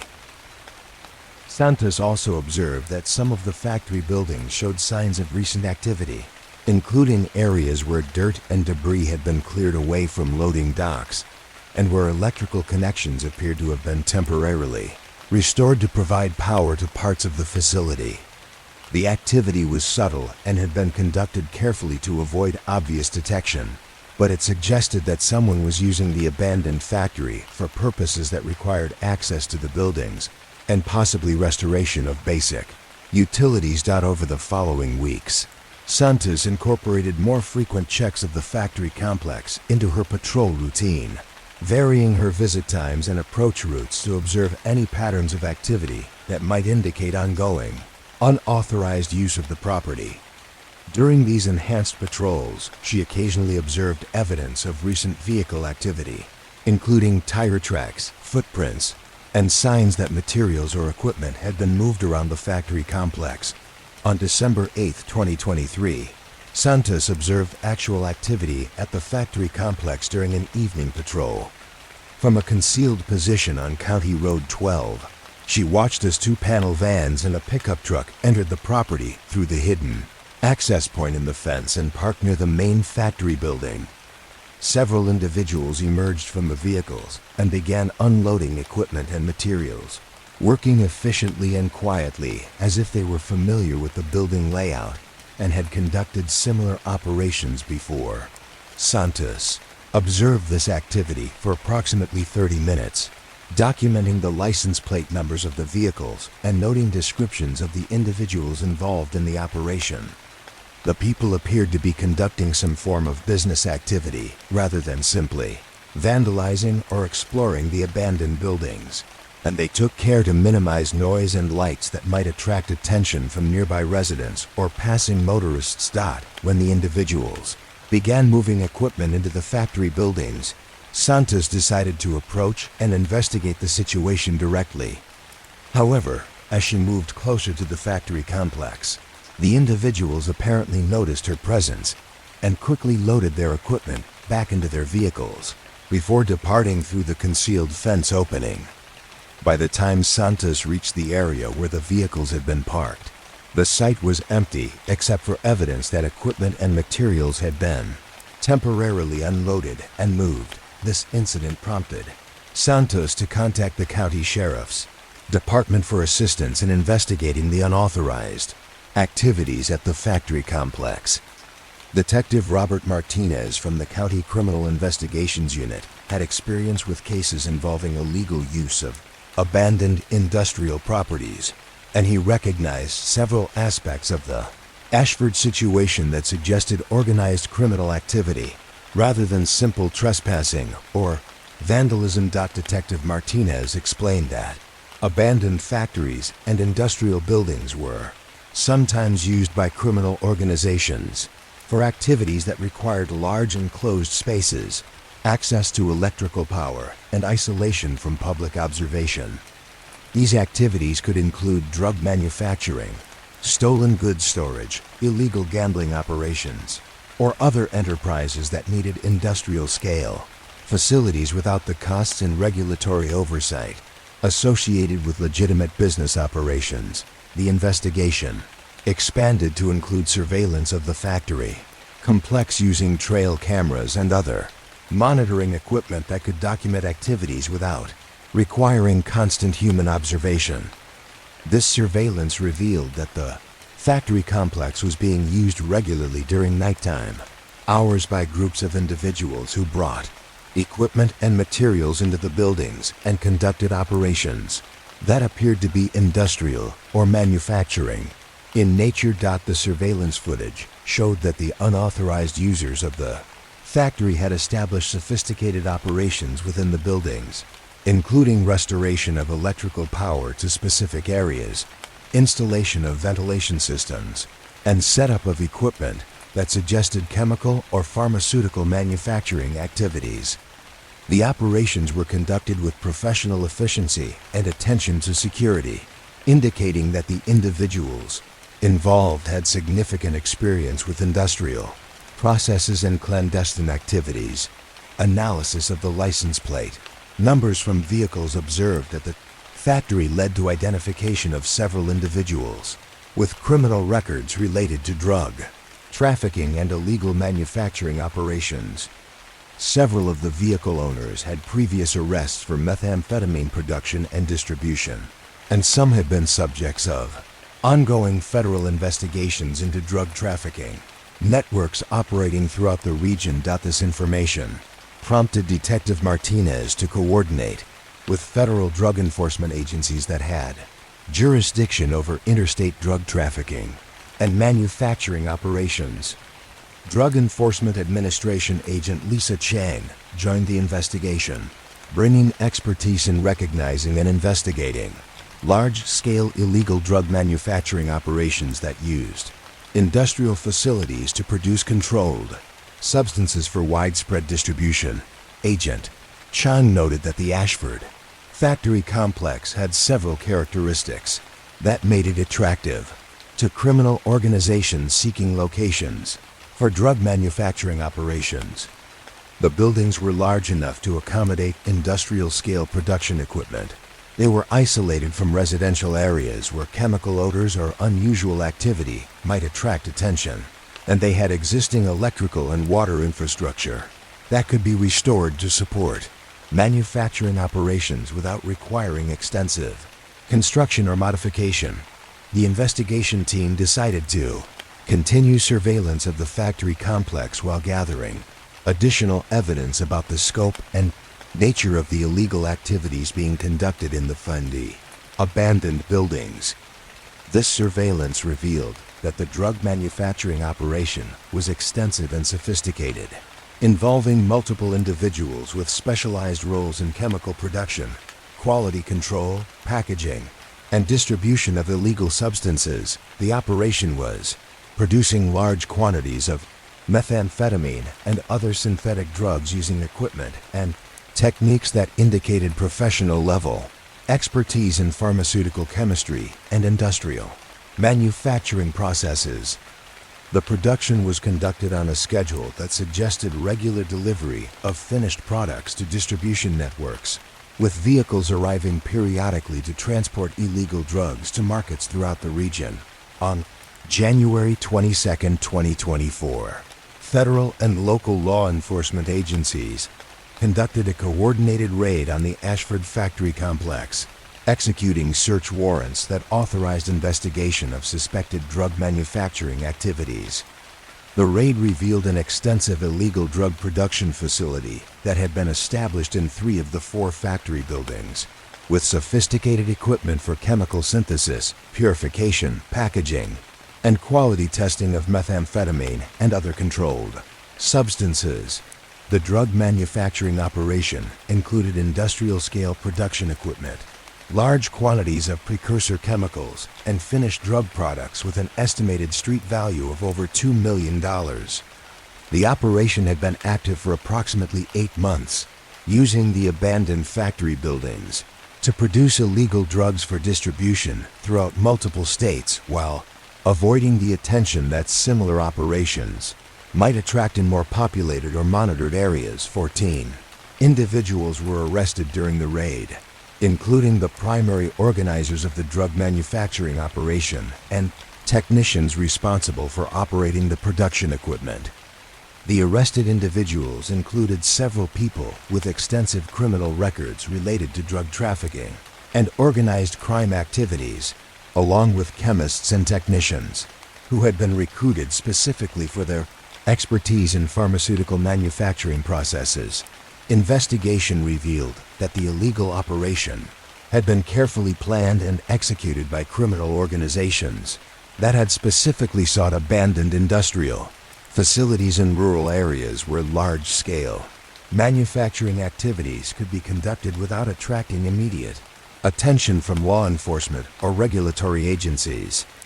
The Ashford factory had been selected because of its isolation, existing infrastructure, and the limited law enforcement presence in the rural area. The drug manufacturing operation had caused significant environmental contamination within the factory, buildings, and surrounding areas, requiring extensive cleanup efforts to address chemical waste and contamination that posed risks to public health and environmental safety. The cleanup process involved specialized hazardous materials contractors and environmental monitoring to ensure that all traces of illegal chemical production were properly removed. For Constable Santos, the resolution of the factory case demonstrated the importance of paying attention to subtle signs of unusual activity in rural areas where criminal organizations might attempt to operate with reduced risk of detection. Her careful observation of tire tracks and other evidence of unauthorized activity had been essential for identifying a major drug manufacturing operation that posed serious threats to community safety. The case also highlighted the vulnerability of abandoned industrial properties to exploitation by criminal organizations seeking facilities for illegal manufacturing operations. The Ashford factory case prompted local and state officials to develop better procedures for monitoring and securing vacant industrial properties to prevent their use for criminal activities. The abandoned factory complex was eventually demolished after the environmental cleanup was completed, eliminating the security risks associated with maintaining large empty buildings in rural areas. The property was converted to a community park and recreational area that provided positive amenities for Ashford residents while removing the potential for future criminal exploitation of the site. For the Ashford community, the discovery of the drug manufacturing operation was shocking, but also provided relief that a significant threat to community safety had been identified and eliminated. Residents had been unknowingly living near a major criminal enterprise that could have attracted violence and other dangerous activities to their peaceful village. The case became part of training materials used by rural law enforcement agencies to educate officers about recognizing signs of illegal industrial activities in abandoned properties and understanding how criminal organizations might exploit rural locations for large-scale illegal operations. The case demonstrated the importance of regular patrols and careful attention to signs of unauthorized activity in areas where criminal enterprises might attempt to operate undetected. Santos continued her law enforcement duties in Ashford with enhanced awareness of how criminal organizations might attempt to exploit rural locations and abandoned properties for illegal activities. Her experience with the factory case had established her reputation as a thorough officer who could identify significant criminal operations through careful observation and persistent investigation. The development company that had owned the factory complex implemented new security measures for their other properties, including regular inspections, improved fencing and access controls, and coordination with local law enforcement agencies to monitor for unauthorized activities. The company also worked with local officials to develop better communication protocols for reporting and investigating suspicious activities at vacant industrial properties. The federal drug enforcement investigation that began with the Ashford factory case eventually led to arrests of over 30 individuals involved in various aspects of the drug trafficking network that had been using rural manufacturing facilities throughout the region. The network had been responsible for producing and distributing large quantities of illegal drugs that had contributed to addiction and crime problems in communities across multiple states. As seasons passed and the former factory site was transformed into a community gathering place, Ashford residents took pride in how their vigilant law enforcement and community cooperation had protected their village from exploitation by criminal organizations. The case had shown that even small rural communities could successfully defend themselves against sophisticated criminal enterprises when residents and law enforcement worked together to maintain awareness and security. The village returned to its peaceful rhythms of rural life, with residents confident that their community remained safe while understanding the importance of maintaining vigilance against potential threats that might attempt to exploit their rural location for illegal purposes. The factory case had demonstrated that criminal organizations might target rural areas, but also that effective law enforcement and community awareness could successfully detect and prevent such exploitation. Constable Santos's detailed documentation and careful investigation of the factory activities had created a model for rural law enforcement response to suspicious activities involving abandoned industrial properties. Her work showed how persistent attention to seemingly minor irregularities could lead to discovery of major criminal enterprises that threaten community safety and security. The transformation of the former factory site into a community park served as a symbol of how rural communities could overcome challenges and create positive outcomes even when faced with serious threats to their safety and security. The park provided recreational opportunities for families while serving as a reminder of the importance of community vigilance and effective law enforcement in protecting rural areas from criminal exploitation. As children played in the park where illegal drug manufacturing had once threatened their community, Ashford stood as an example of how small towns could maintain their peaceful character while remaining alert to potential threats and prepared to take action when criminal organizations attempted to exploit their rural locations for illegal activities.